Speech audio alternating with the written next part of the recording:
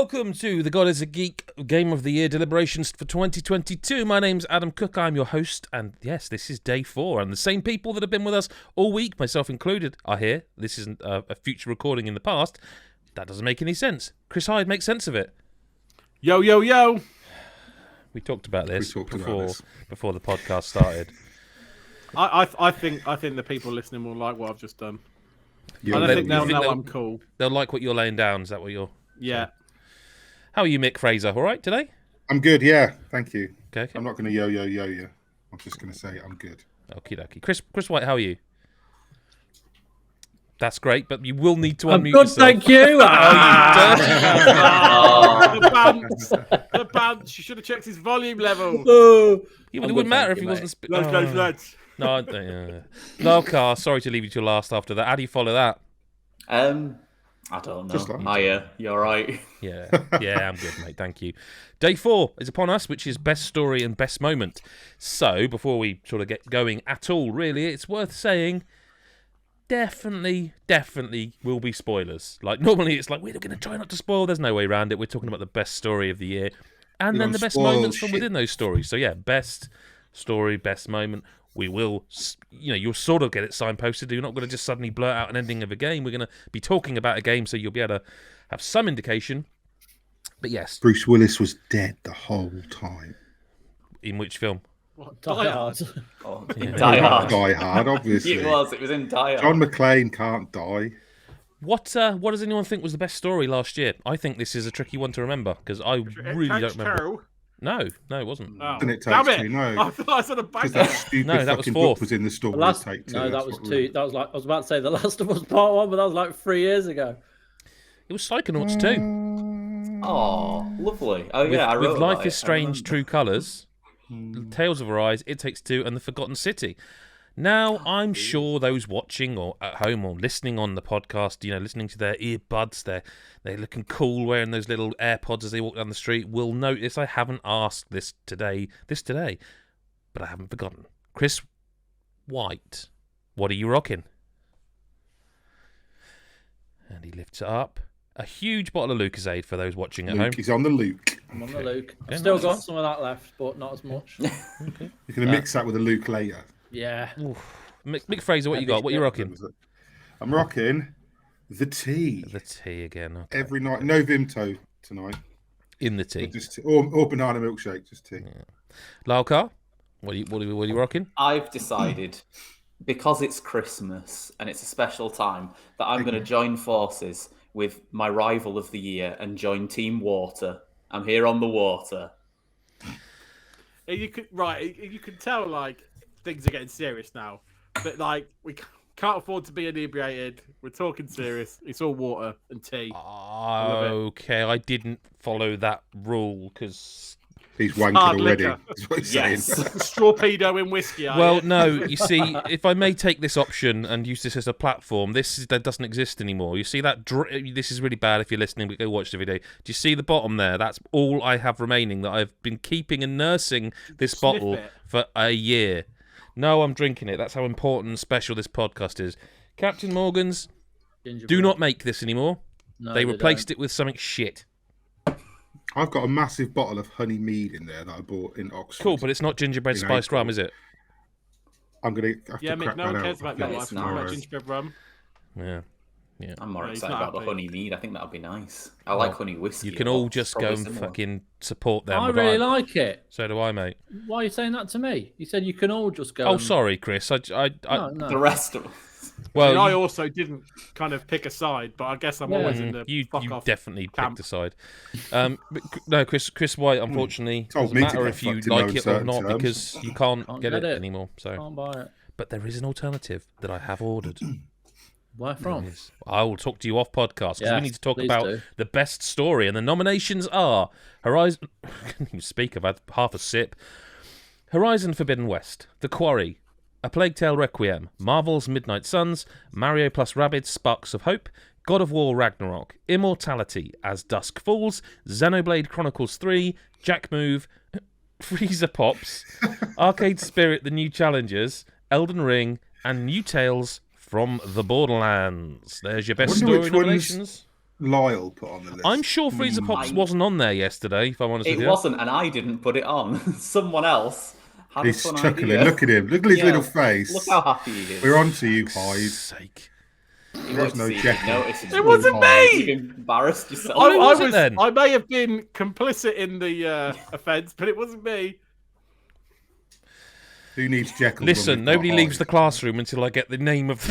Oh, come on. By process of elimination, you must have figured out who it was. It's Well, it was- obviously it- Mr. it- White. it- Look at his poker face. No, it was Chris Thought Hyde. it might be funny. Right. Yeah, no, it was good. It was good. I agree. What's this list needs some serious cutting down because we have 13 to make to 5. So where do we want to start? Should we get spicy straight away? I mean, it's day 4. Actually. It's day 4. I don't think Elden Ring had the best story or even a top 5 best story this year. Agreed. I think it had Should we some talk about fucking it? yeah. I think it had some really, really good stories within its world. Like the Radahn stuff was good, but it's all backstory. It's all stuff that happened before. I don't really think the story of the actual game was all that good. Like, it's got great. I think From Software did a good job. They built up the world. Obviously, George R. R. Martin was involved, so you can't say it had no story, but it was all really prelude. George R. R. Martin was involved. The Is thing like for me, right, is that when it first was announced, or when it was announced that George R. R. Martin was kind of teaming up with them, you're like, fucking brilliant. We are going to get some fucking Game of Thrones level shit going on here. This is going to be full of like twists and turns and shit like that, and it's going to be great.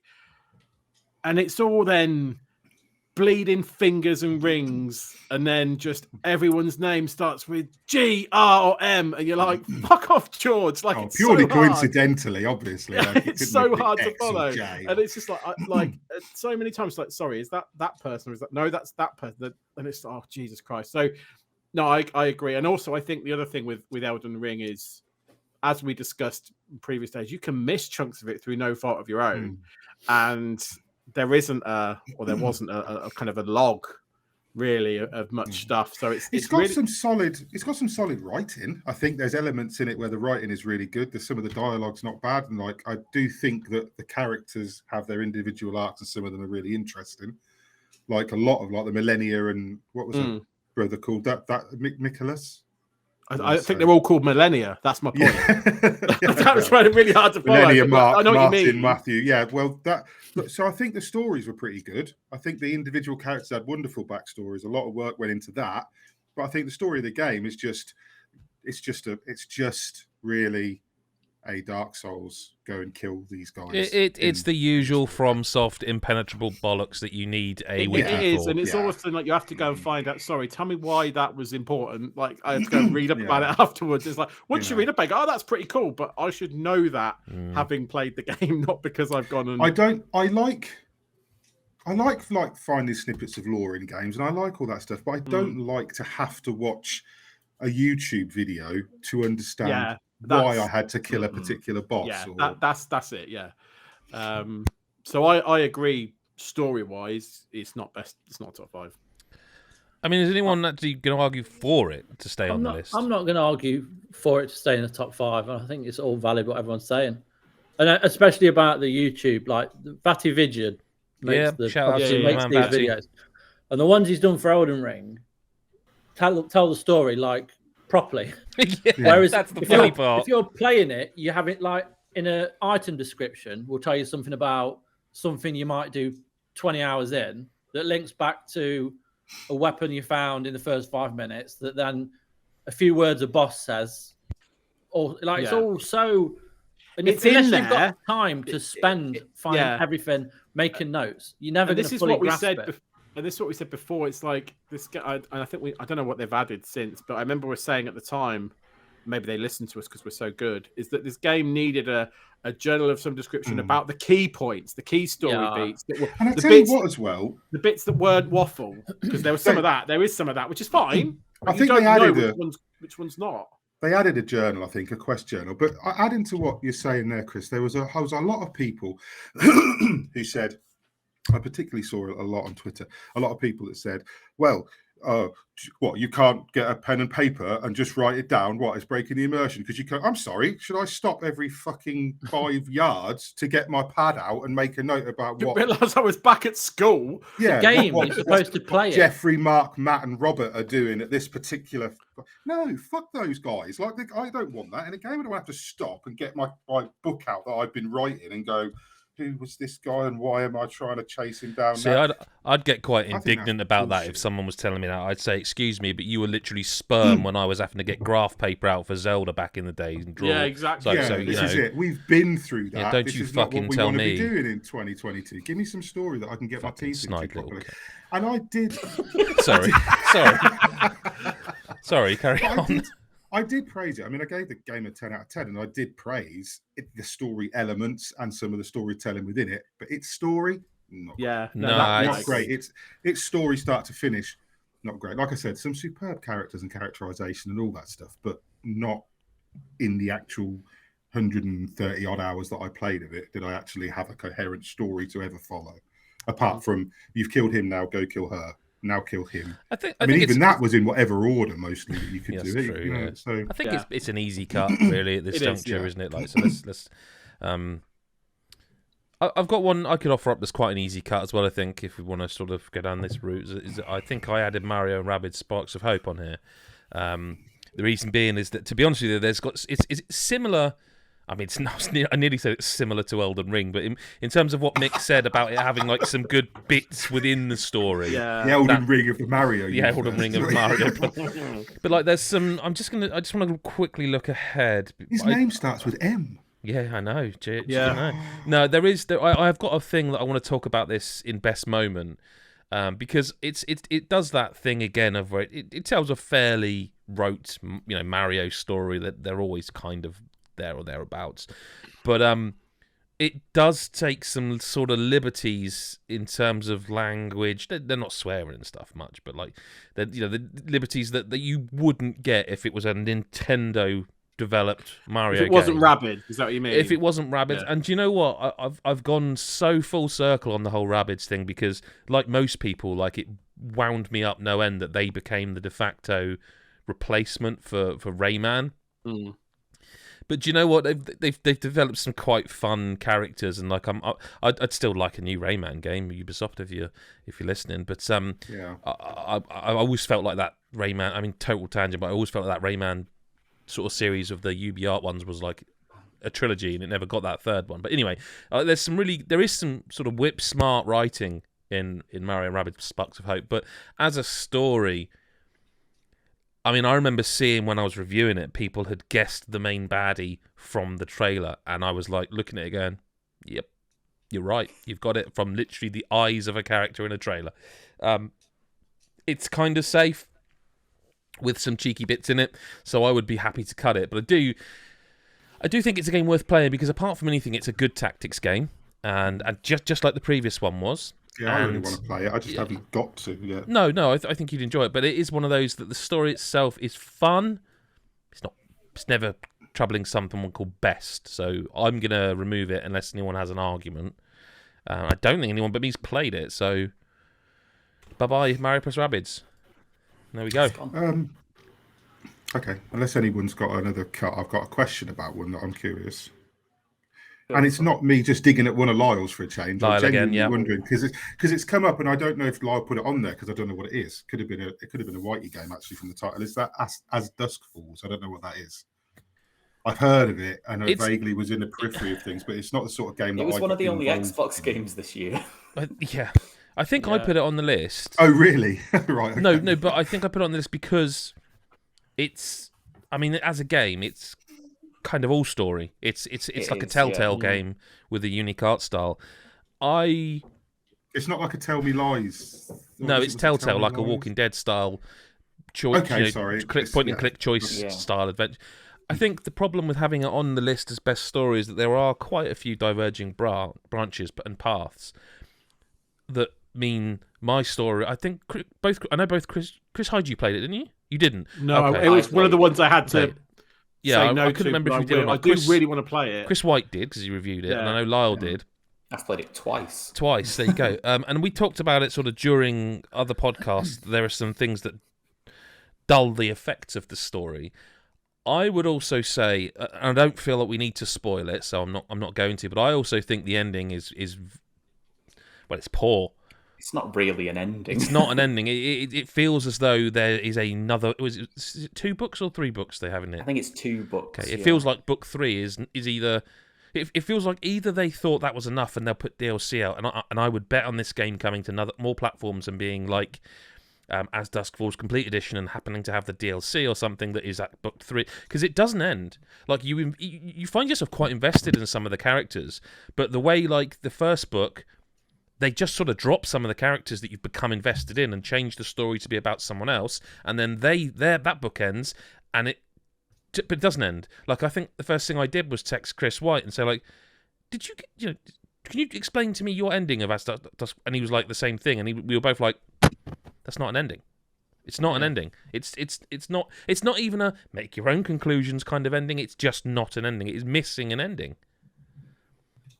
So I can't champion it. I do think it's like, as Lars says, as the Xbox Game of the Year along with Pentiment, it's worth playing, and it's in Game Pass.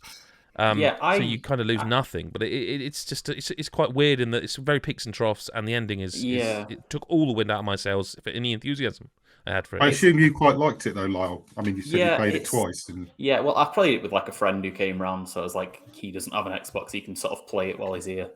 And just, I want to see how different it worked. Yeah. I think there's a lot of things to really like in that game. I think like the whole, like, especially the sort of first act where it's like there's like a big standoff in a motel that's like, it's really tense and you never really know what's going to happen. And there's a lot of very likable characters in it. But like Adam said, like there's definitely a lot of different ways the story can take. So you can't really say it's the best for everyone. And then alongside that, there are definitely a few low points. And as we mentioned on the podcast, the trigger warning things like that. Yeah, that's book 2 as well, I think, isn't it? Or is it? I can't. It's somewhere in the middle, so I don't know if it's end of 1 or beginning of 2. I've had a lot of time to think about that now, knowing this was going to come up again. And the more I think about it, the more it just feels like someone who wants their cake and eat it. You cannot. I respect people putting a trigger warning into a game. I absolutely do, but it's not the first time it's happened. Call of Duty's been doing it for quite a while, but to put it in where they did, you just completely undermine your game, your story of your game, because you tell me what's coming in a minute. Like, it's not like at the beginning of the game, this game has, violence or assault or whatever. It's literally before that scene, it tells you what's going to happen, and it's like, this is an inelegant way of doing it, and it rankled me quite a lot. Because Flat Eye did that. Flat Eye told you right at the beginning, like as a trigger warning, because it had themes of all sorts of shit in that game. I mean, they delve into just about everything you possibly can.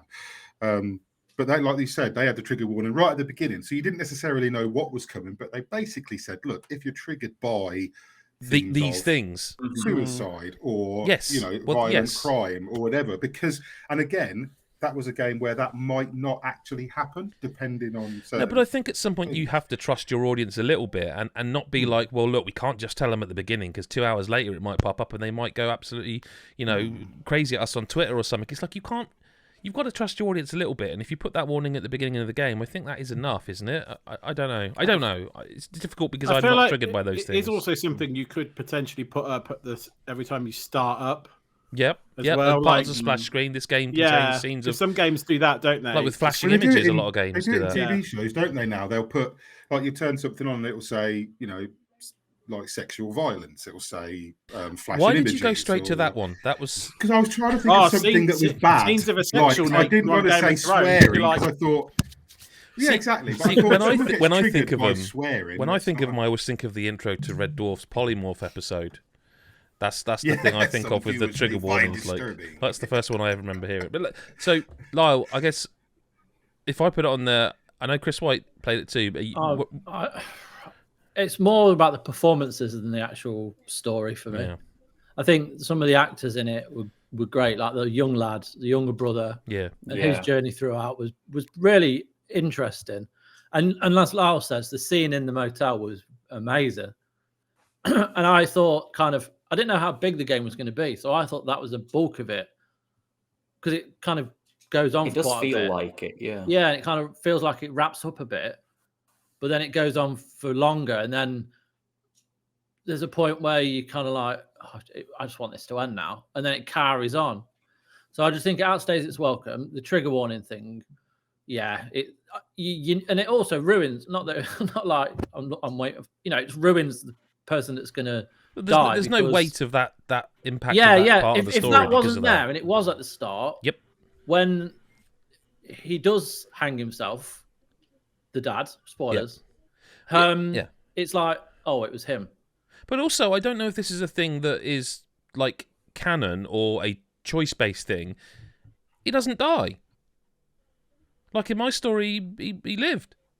Yeah, he didn't mind too. So I'm like, at the end, one of the end, mind. we're gonna get spoilery now, but one of the end scenes shows him like over the grave of one of the spoilers again. One of the kids. I'm just gonna stop saying that. We're into spoiler territory. One of the kids dies at the motel, or did for me, and at the end he recovers from what he, his attempted suicide, and he is like stood over the grave mourning the loss of his family members. So like, it not only did it rob the weight of that point This in the sounds decision, it doesn't fucking even joyous. No, it's not a happy game. It's also not like a miserable game either, though, because the characters like bounce off each other, and it's like there are good performances, like Chris said. It's just, but I do agree with the sort of general consensus of like it'd probably sneak just about into my top 5. But The bit with I understand it not being on. That Adam was going on about at the end, where it doesn't end It's at all. just.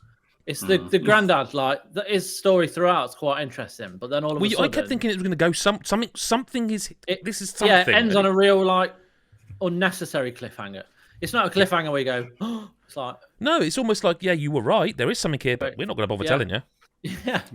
That doesn't sound good. I'd also argue not that the young lad, necessarily and it might just be this is the thing about it, my experience will differ to everyone else's and to yours, but like the young lad's sort of resolution with the girl who goes back, who's now grown up, she just sort of forgives him. And it's just like, okay, I mean, you're the better person, you've forgiven him, kind of held you at gunpoint and gave you trauma for the rest of your life, and you just like, yep, cool. I don't know.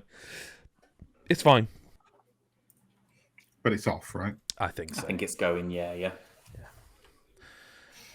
Okie dokie.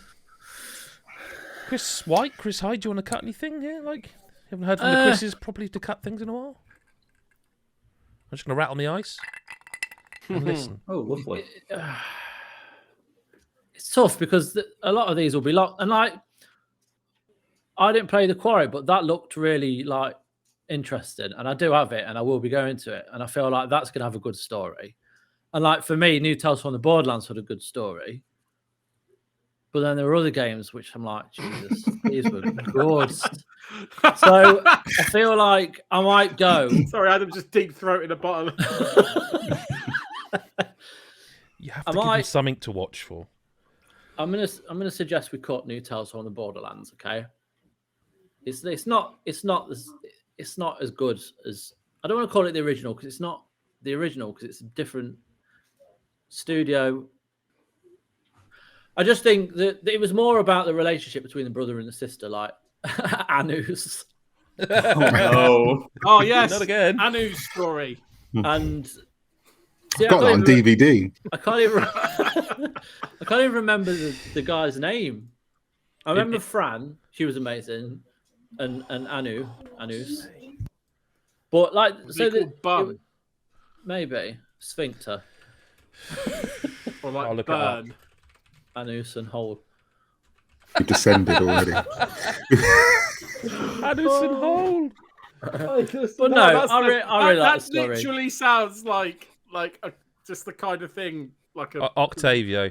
Octavio, yeah. And I just like the way it kind of comes to its end with her basically, she is someone who she wants to find the ultimate like peace, world peace. She wants to save humanity, and it's never going to happen because it's this endless war. And she ends up becoming infected by something, and slowly throughout the game, she starts to show signs of like this thing that's possessed her, and it ends up with her squaring off against her brother in this really emotional moment. And it's all about like sacrifice and stuff, and it's just a really smart game. And I liked it, but it's not got the the chops of some of the others. But I do feel it's like well worth people playing. But I'm happy to cut it, and I'm not going to fight for it. And if I'm not, then No, that's fair. What about Arcade Spirits, the new challengers? I will What talk is about that, obviously, because I wondered what it's that was a because wild game. I figured that from the name. It's a visual novel where I've never seen anyone check out as quickly as that. He just glazed over like visual novel. Yep. Sorry. Yeah. Arcade We're Spirits. back with the visual novel. Your character wants to get into esports. He's like, well, they are like like they've been doing really well on online games all their life, all this stuff. So starts like a esports team. Oh, this game! I remember now. Sorry. And it wants, and you know, aiming to be the very best, etc. And it's Pokemon. That's Pokemon. Like no one ever was. And essentially, the game deals with loads of themes of like your character really struggles with like losing and connects a lot of their self-worth with winning at this game. So it's got a lot of like really like tough scenes where, you know, you'll lose a specific, you know, based on your decisions and stuff in the visual novel, you'll, you know, at some point you'll lose, and it's how that affects this character, how all the characters you've met like kind of lift up your character, and the friendships kind of replace that need almost to just win as a big part of your character's life. And it's got a load of really lovely things. It's about as inclusive as games get. It's an incredibly inclusive, lovely world that's just amazing. But only I've played it, and I don't think it's going to make a top 5, but it definitely deserves a shout out. It's amazing. I think I gave it a 10. Like, it's really, really, really good. I love it. That's fair. Okay, but you're saying... But it can probably go. I don't think it's going to make a top 5 this year with everyone else here who hasn't played it. I'm also going to cut another game, which is Jack Move. Okay. Because, wow, we're motoring. Yeah, because I put this on when the list was first created, and I am struggling to remember that many story beats of Jack Move anymore. You said it was quite short. Something you? about your dad. RPG. Something about your dad, like, and they're estranged. Yeah, you have your dad like gets kidnapped, I think, and you don't. You're have estranged from him, and then he gets kidnapped, like, and you have to kind of get involved because he's got some secret tech or something like that. Yeah, because it's like a dystopian cyberpunk future, and you're like a thief. I mean, I recall it being very good, but it's a short game, so it doesn't last that long in terms of the story. And yeah, I think I just played it and really liked it, and it's still a great game, but it probably wouldn't have been put on the list if I'd been thinking at like in December of the games that were the best story, as opposed to whenever the list was made. Well, we're kind of motoring here. Like, we're down to 7. Can we have the interesting and frank conversation about immortality now? Because I think we're getting to that sort of time, aren't we? I mean, we've got to have it at some point, I suppose. Because I'll say I don't think immortality makes the top 5. Okay. And I think the main reason for it is because of the nature of how it tells its story and how you can miss and get confused because it's random's not the right word, but it's it is because it is random because it's how you discover it. Yeah, that order, part of it's random. You piece this puzzle I guess I together. didn't mean that it's random in the sense of it's not predetermined because that is in terms of what you click on leads to things and all that sort of stuff. But I'll be honest with this game. I finished it, saw credits. I literally after we talked about it on the pod, Chris, and I played it, went to the end. And there are certain parts of it that we will talk about in later for moments. But I saw the credits of this game and still didn't know what was going on and had to Google and go, okay. And then after the credits, saw some other scenes and understood more about them because I'd read on a website what was going on, because it's still not overt in the connections of what's going, you know, I don't want, you don't have to spoil this game to say this. So, but the underlying thing that's not quite right, if you know what I mean, the thing that's going on in the background that is never overtly explained. You have to join dots. You do have to join dots yourself. And if you miss certain scenes, and even if you see the scenes, I think sometimes you have to join dots yourself. And I would say a game where I have to, like we said a bit with Elden Ring, if I have to go and Google something and go, sorry, what was that all about?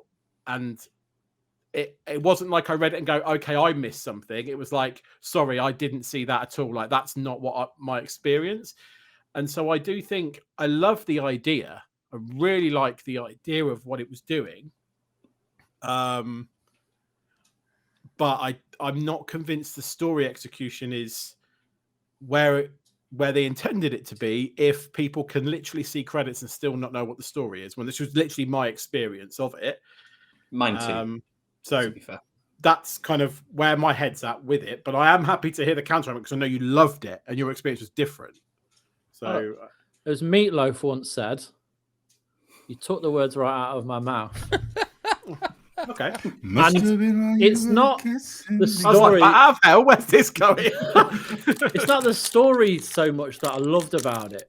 It was what it did and how it pieced things together. But when you I've played it through twice now, and I've pieced together what I thought it was. But then there's I want to give the guy props on YouTube, but I don't know his name, so tough. There's this video that basically it's like a 50-minute video where this guy has I've seen the put it together. Yeah.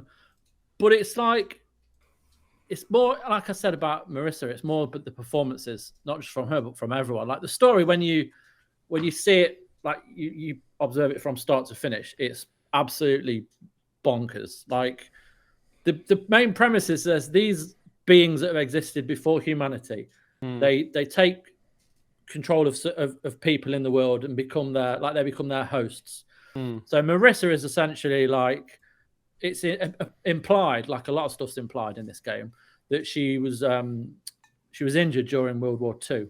So this being called the One takes over her and now wants to experience like everything that humans love, like the pleasure and sex and excitement and all these emotions. And then there's another one called the Other One, who's very distrusting of humanity.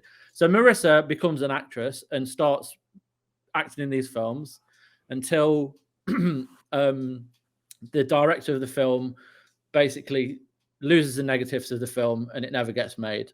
She comes to make this other film, and then this other one takes control of this other actor in it, and they both become jealous. And then there's a moment which might be a similar moment, which ends up killing one of them. And it's basically, from there it just kind of goes absolutely mental. I had no idea what was in this game. This is the thing. So I started this game, and like I think I said at the start, when we first talked about it on the pod when I first started playing, I was like, no idea what I'm supposed to be doing, right? But I thought this game was going to be about some sort of fucking murder mystery. Like it was going to be sort of like, you're looking in the scenes and there's going to be clue that someone had a gun and you're going to have to like piece shit together. Like she didn't put down that gun. Yeah. Where's she? That's what I assumed. And it's not that at all. And that's really fine. not. I think, no, you're right. Fine, I think as a story, it's crazy. But one of the things I loved it, and it's like Elden Ring. It's the story itself is a bit crazy, but I enjoy talking about it with people and finding out what they thought about it. And that's not necessarily the experience of the story, but I enjoy trying to work everything out. And me and my mate did the same with Elden Ring. We did the same with this, but it's not necessarily the story. Like Horizon's got a clear story. God of War has a clear story. A Plague Tale, story essentially is their main kind of draw, whereas this it's not. It's so ambiguous in certain parts that anyone can have their own theories, but that's not what Sam and the rest of the team at Half Mermaid kind of had in mind.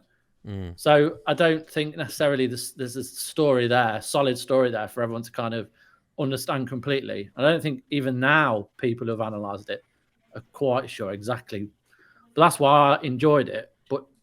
Not essentially, it's not a best story, I don't think, especially compared with what's left. So I'm hearing. I'm happy to cut it. This is down to 6 now, and for those not watching, the list is currently Horizon, Forbidden West, The Quarry, A Plague Tale Requiem, Marvel's Midnight Suns, God of War, Ragnarok, and Xenoblade Chronicles 3. Could I suggest the final cut, and then we can thrash it out? He looks so worried about what you're going to say. No, Look at his face there. It's Well, that I it's just- that there's 3. I don't think it's been a particularly strong year for story in games, personally speaking. So, like, I have a very clear one. Fucking Kel Surprise. So, go on, Mick. I'm intrigued as to what your... My suggestion is off that list of the ones I've played, and I can only speak of the ones I've played. I haven't played Quarry, haven't played Xenoblade. Of the ones I have played, the weakest in terms of story, as in its impact, is Marvel's Midnight Suns, which I really like the story of. But if I had to put that next to God of War, A Plague Tale, or Horizon, it would be the bottom of my list. But you see, Horizon's an interesting one for me, because as much as I love the game, a lot of what makes the sort of story stuff is more moment to moment for me. Like, I can remember the ending of Horizon Forbidden West, and don't panic if you're listening, trying to mute quickly. And I can remember some of the beats, but it's a very long game. Like, if Horizon Zero Dawn was, say, 20 to 30, this is 40 to 45, I think. This is a very long game at times, and I enjoyed every minute of it. I will say there are elements of it that sort of feel as though they're setting up the third game towards the end. Chris White, I don't know how you feel about that. Yeah, I would say that's accurate. But with a lot of second films in a trilogy, they all do that. No, that's an fair. extent. That's fair. Yeah. But like, what I'm saying is, I feel like I don't know. I mean, how do we want to go about this? Because like, there's lots of stuff like where you meet like the leaders of the tribes, and you're very much doing quests for different people throughout this game, and you're bringing your friends together, and I think it's fantastic. But in terms of the story, do you know what I mean? Like, Lock 1 or 2 then. Could we do it that way? Could we come at it from another way, I put don't some think locks that's- to one side? I don't know. I mean, I don't know. I just. I'll tell you what. Yeah. Adam, you tell. This isn't me being aggressive or anything, but you tell me why Midnight Suns is better, or why you really like the story than Horizon. And I'm not saying I really that's like the Midnight argument, Suns but- as No, well. but don't I'm get me quite wrong. surprised to see Mick throw it on the fire that quickly, because like I will say I am so close to finishing this game. Like, I would really try today to just get over I'm 45 hours in, and I'm so close, but I just couldn't get it done before the pod. But the thing is, I don't think it's like you know when you see Marvel in any game, in any property, you kind of have some connotation, some guesses as to what will be involved. Do you know what I mean? And I think having had like an MCU film every few months for the last few years, where it's just constantly grinding them out, plus all the TV stuff, it's kind of refreshing to play a Marvel game that feels not like that. That feels like, no, we're not going to be like in and out in 2 hours, and like, well, if you either know the characters or you don't, but we're not going to be able to squeeze much development in here. Like, the amount of voiced dialogue in this game, Chris White, you can attest to this as much. 65,000 lines or It is- something ridiculous. It's like too that. much. It's like, you almost want to say to them, no one does this. But also, that is what we've been moaning about in RPGs for a long time. Why is games still allowed to just like go, well, listen, we've been moaning about this. This game doesn't do that. Everything is voiced in this game, and that's crazy. But the story is one where, as someone who's not like, I don't know, Chris White, you may know, because you're like big, into your comics and that. But this is not a story I was familiar with. Like, I lot didn't of know people who Magic weren't. was. I didn't know who Nico was. I know Ghost, Ghost Rider and Blade are and Wanda and all that. But like Nico and Magic, to me they're new. They're new characters, and like they're awesome characters. They're really awesome. Like, they're totally different, but they're awesome. And the way the story sort of just comes together. It does. You know, Mick and I talked about this. It has elements of like there's like what's the MacGuffin this time, and it does. I think that's what and again, I crammed this game, as you know. We were playing pre-release. I probably didn't play it in a normal, but I felt that there are some moments in the story, and I'm not going to pretend that it's a hugely emotional, impactful story, but there's some cool stuff in there. Like there's some great bits. Like, and are we spoiling? Are we allowed to spoil a game? It's not been out that long, but I mean, there are some moments like between the established characters, like. There's a bit between Iron Man and Banner when there's something happens, and it's hard to say without spoiling it. Anyway, you could sum it up easier for me by just saying that, like, let's go back to like the sort of wave one where it was Captain America, where it was Hulk, where it was the Marvel people everybody knows. Yeah. Everyone had their kind of favourites, didn't they? Like, because even going up towards the film, like with Civil War, like there was the Iron Man camp, there was the Cap camp. That's what I mean. And for me, I have never enjoyed Captain America in any media I've ever seen until now. Like, I like every single version of the characters feels to me almost like someone else's take on them. It doesn't feel like they just copy it. It doesn't feel like, we talked about this the other day with Marvel's Avengers, how it was Square Enix and it was Crystal Dynamics, but it was like, no, but they are kind of the MCU, just they don't look like the MCU or sound like it, but they are kind of them. Like this. But this isn't, no. Like Hulk, for example, Banner is like, this is an unrecognisable Banner to me for the MCU. Wanda, Wanda's Wanda, but like, fantastic. Like, Captain Marvel, Captain America are two I've enjoyed the films, but never really. I love the stories within the story as well. Yeah, like things like Blade and Captain Marvel's like. Oh, that little sort of will they, won't they? Thing. Yeah, I've just seen the end of that. It's great. Like the one, like you're talking about the Banner and Tony Stark, like their friction, we'll call it. That when that unfolds, when I saw that for the first time, I was like, "Shit, they're really kind of going there with it." The magic stuff with her backstory, like they've all got. It's all about the writing and the story, the overarching story. See, a lot of people criticised what went on in the Abbey, and like they, these characters, certain reviewers and stuff had a real problem with that dialogue and that friendship stuff. I thought that maybe my problem is... No, it's not a problem, actually. That's bullshit. I'm picking from a list of some really awesome games and saying I'm not sure if it makes the cut. I'm not saying there's a problem with it. I love the story of it, said it in the review. But I enjoyed more the stuff in the Abbey. Like, there were little bits in the cutscenes where, like, there's a moment in the story where the Midnight Suns, which are, for people who haven't played, the Midnight Suns within the game is actually the small core group originally, which is Nico, Magic, Blade, Doctor Strange, Caretaker, and Robbie Reyes, Ghost Rider. That's the Midnight Suns that have come together and said, this is what we are. And then the Avengers, some of them, have come to help, and then they resurrect your character, the Hunter, and she joins it. So you've got a mix of a lot of characters. Obviously, then you've got like Wolverine for the X-Men. There's X-Men, there's Avengers. It's all in there. And there's a cool little bit where obviously the Midnight Suns are the young, they're a lot younger, apart from Blade, but he's Blade. But like Nico and Magic and Robbie are feeling like not left out, but they're almost feeling like, the Avengers have just come in and took over and stuff. And even though you kind of know it's coming, there's a certain point in the story where something happens and Tony Stark sort of says, over to you guys. Like, do you know what I mean? And it's like, those little bits that they built in there where, like I said, you can kind of see it coming. Obviously, at some point, they're going to reconcile this. They have their differences and friction around like Act 2 and stuff. So I do like that stuff. And I preferred the stuff that happened between the characters in the Abbey rather than the actual story of the game. But I think it's all encompassing, isn't it? The story is the delivery, the writing, how it works. And like, I'm really surprised you were trying to cut it, if I'm honest, because it's one of my top 5, definitely.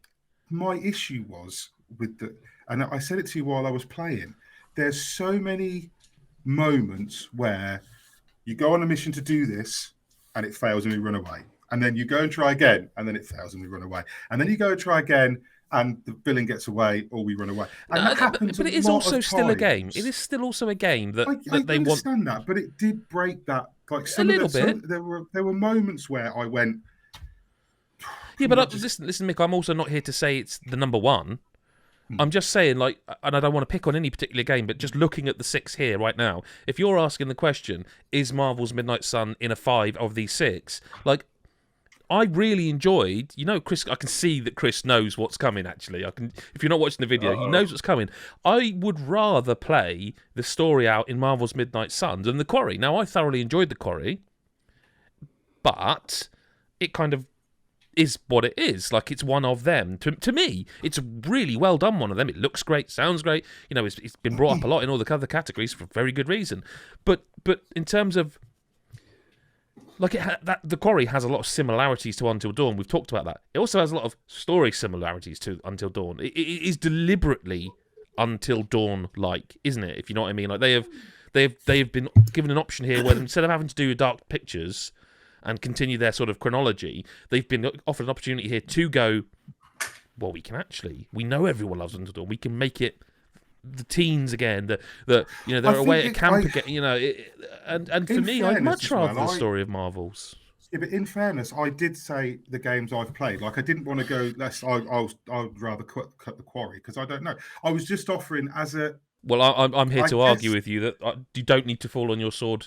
I don't think. I mean, maybe that's what I was doing, but that was what I was saying. Like, if I'm going to offer a game up for us to talk about, I didn't want to just do another. Well, tell me about The Quarry, because I wanted to. I think I'm happy if Marvel's Midnight Sun stays in. I'm not telling you to get rid. I'm saying that I can't comment on. I feel like you thought no one else would back you, but it's definitely one of my top 5. It wouldn't get backed. No, it's definitely one of my top 5 in this list. I'd end up fighting against it, and I thought I don't want to do that again. No, it's definitely I will fight for this. I think it's tremendous. Like, Marvel is saturated. Like, let's I will say it was fresh. Like, and everyone. But this is what I'm saying. Let's not beat around the bush. Like, there's been shows this year that I've normally up to. I don't know about you. I think Chris Hyde, I know you are usually, and I know Mick, you would usually be as well. And I don't know if Chris White is or not, but again, I know he usually would be up on all the kind of Disney Plus shows. I'm miles behind. Like, no, I am now. The last 2, I'm just like, and I've given up because I think for me, Marvel and Star Wars a long time. Well, I think for me, it's oversaturation. There's just too much of it, and I think it's. I think part of going well off tangent. I don't think Marvel's oversaturated as much. I think there's just lots of other stuff. Like, Disney's gone on the roll now as well. All the, like you said, the Star Wars stuff as well. I think it's just. But the Marvel thing there is a lot of Disney though. Because the Marvel thing hasn't slowed down, which has meant that there's now loads. And there isn't a film out this MCU hasn't month. been good for a long time. MCU's been like has dipped. All right, significantly dipped since probably Far From Home. To be honest. I think Marvel's Midnight Suns, they're a very brave writing as well, because they know, and I don't want to be gatekeepy, but I think a lot of newer fans of Marvel have come in from the films, and then they've tried to read the comics. That's not gatekeeping. It's true. No, but what I'm trying to get at is, like, it's very brave in the writing, because it doesn't try and use stuff from the MCU to make your knowledge of it. Like with the Midnight Suns and with like Magic and Nico and Robbie Reyes especially, they don't really detail in like Magic's brother is Colossus from the X-Men. Yes, and they're not kind of labouring that point on her, that she's standing on her own. It's like Robbie Reyes is standing on his own as the newest Ghost Rider. They mention so much as well, like in a really, and not even just in like name droppy ways all the time, but also in like, this is a backstory. Like... There's a world out there where these other characters are. When they go to meet Scarlet Witch, me round a hell of a lot. I mean, they're like, this is like Von Doom's castle in Latveria. It's like, all right. I mean, lads, the fact that I'm really struggling to get a word in edgeways here, this can't be a cut yet. Like, it literally can't be. You see now why I'm like, why about how great it is. It can't. We can't. I haven't played it. I've played the other games on this list, but I haven't played that. But for what it can't. I can't see how it can be a cut. Like, I mean, the only reason you and Ryan haven't played it is because it's only just come out. Yeah. Like, it's a 60-hour game potentially, and it's just come out. Even if you had played it, you wouldn't have been able to play enough of it. No, you'd have maybe got the taste of it, but not you know. The only person on this pod that has played all 6 of these games is you, Adam. Oh, fucking hell. Yeah. Always the way. Jesus, I've completed all of them as well, actually. That's a rare one. I have actually finished all... Well, no, I haven't finished Midnight Suns yet. No, but for the purposes of it, you have. And I think... I mean, I know where this is landing. Well, I would also make an argument that I'm not sure I mean, this is going to sound really weird after if you've just coming off of yesterday's podcast, but Xenoblade Chronicles 3, it probably is top 5, but it is also a little bit wonky for me. Like, there are some sort of, I don't want to say it's tropey writing, but there are, like, you know, when you started playing it, Chris, and I was like waiting for you to get to certain points, because we muck around a lot on this podcast, but I genuinely respect you and think you're a very intelligent person. And so I knew that only works if you listen. But like, I knew, because when I reviewed it, I knew that the bits I'd seen that were like, I'm fucking rolling my eyes because you are treating me like I'm an idiot here in a game that, let's be honest, mechanically is complex, very complex. It's an awful lot to take in. So if you're going to do that, you're then saying, well, I respect my audience because these mechanics are just fucking, there's a lot of game to understand. Why not do that with the story as well? I found it quite upsetting. There were some moments where it's like, I don't know if we need to spoil or not, but like that they don't even allude to it. The main character, Noah and Mio, there's someone in the game that also looks a lot like Noah and Mio that isn't Noah and Mio. And the very first time you see them in about hour 8, you're like, I know exactly who that is. And they reveal it in hour 45, and between hour 8 and 45, they keep teasing it, like they show you a bit more of them, and then at some point they show you all of them, but they still won't reveal it, and you're like, they've just got different haircut. You know, this is fucking Superman and Clark Kent here. Like, it's silly. It's silly in a game that takes itself seriously. It's a game that, it's not a game that's trying to be silly and funny. But the general story is. It's certainly not the first JRPG to ever do that. No, but everything else about it. But like, I mean, there are a couple. I mean, we spoke about this when I played it. There are definitely a couple of moments in that story where it's like, where they're like, oh, we haven't quite pieced this together. It's like, no, we have, because have. We've got this hours and hours ago, tens of hours ago. You know, but I don't think it certainly isn't doing that for the whole game. No, absolutely not. No, but if I feel like if something's going to get into a best story, it has to kind of be consistent-ish. I mean, there are because I said to, I mean, we'll talk about it in best moment, but there are things I did not see coming. Yes, no, that's absolutely fair, but that's kind of more frustrating for me because it shows they can do it. Yeah, and they can do it very fucking well, really well. But they just, for me, it would be a top 5. For me, the Quarry would miss out, but like, I mean, can we talk about it? And can someone else start? And I'll with what? Sorry, on the Quarry. On the Quarry. Well, the Quarry, I feel like could get cut for a very simple reason, that the same reason that we cut Immortality, the same reason that we cut. No, I disagree with that. No, I'm just saying it could be cut for that reason, because like at the end of the day, your story is your story. You get a bad ending and never play it again, and it's soured. The beginning, middle, and end of that story is the same. Yeah. Right? Yes, but the outcome of the story, who lives, who well, I suppose, yeah. But yeah, but it's so yes, in terms of who lives and who dies, and there's a lot of stuff around. Spoilers. There's stuff's about werewolves and stuff like that. You know, in terms of like, I don't dislike it. I just don't. I don't think it's like. I suppose if the other 5 games have anything, is that they've all got things in them that I think are quite clever. And I don't think the Quarry is trying to be clever, and that's not me a negative. No, okay. I don't think it's trying to be clever. I think it tells its story, bang, in and out.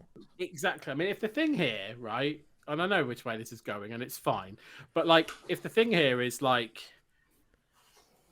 grand, and I'm being particularly exaggerated, but like Shakespearean, Tolkien-esque type thing, story-wise, this isn't it. This is a schlocky horror film. It's in and out. It's almost a VHS paint by numbers type thing. But I will say that I like what it did with its story. I like the kind of things it goes. The relationships between the characters are very interesting and real. They are, and I think. And also, like, I like what it does with, like, the werewolf stuff, because that can be very different depending on what you choose and stuff. If you want to be an absolute weirdo, you can choose them. There are loads of them to be werewolves. Fuck it. And there's a fucking Jurassic Park scene in there and various other things going on. And look, Is it God of War? No, it fucking isn't. No, but I will say right now, here and now, that I feel personally, in my opinion, as Adam Cook, that God of War is number one, and then there's like a big gap, and then 2, 3, 4, 5. Like I feel like there's nothing on this list that gets close to God of War. I will say, I wouldn't even be against The Quarry staying in the list. For me, there's 3 potentials that could be cut, and I would be like, they're good, but fine, I get it. One of them's The Quarry. One of them, I'll be honest with you, is Horizon Forbidden West, because I really am struggling to remember the story, in inverted commas. And the other one's A Plague Tale Requiem, because I think that game goes on too long and outstays its welcome by a significant margin, and it also has Tolkien syndrome where it ends 3 or 4 times. And in fact, I genuinely believe that if that game ended 3 or 4 chapters earlier and they wrapped the story when I thought they were going to wrap the story, it would be way higher on my list in all aspects. I can't believe you would cut. Mate, you had the same Like discussion with me. You had the same discussion with me about the length of the Yeah, but game. that was and more how many about the times pacing of the combat of the that was more that's about not the the way I pacing of read the it. gameplay, not the story. And I strongly I remember disagree telling with you your I was point on almost in tears at the end of that Yeah. game. And I'm We'll not come to saying that. it doesn't have good moments and that the story That's overall not- isn't good, but I know it's not getting cut. I know it isn't. No, I know it isn't, but I'm just saying for me the pacing, and I agreed with you fully on some of the pacing towards the back end of the game where I've got texts from you where you literally agreed with me on it feeling like it should have ended several times over. Yeah, and I guess got yeah, texts where I some of that strongly is disagree with true. But what I'm saying is that wasn't necessarily because I was done with the story. The story had me. I was getting a little bit tired of having another big battle scene, which is what I said. But for me, and that's is what I'm the true. same. Like for me, that you know when you get on the boat and then do you remember I text you and go, surely they're not going to have a fucking boat combat scene. Surely they're not going to have them attack the boat. Like the amount of times certain people just get away because it gives them it just felt like to me, just end. You've done such a great game here, such a great story. Just end it, wrap it up. Not every game has to be 15 to 20. I will admit It's not getting cut, so I don't know why I'm in. No, you know.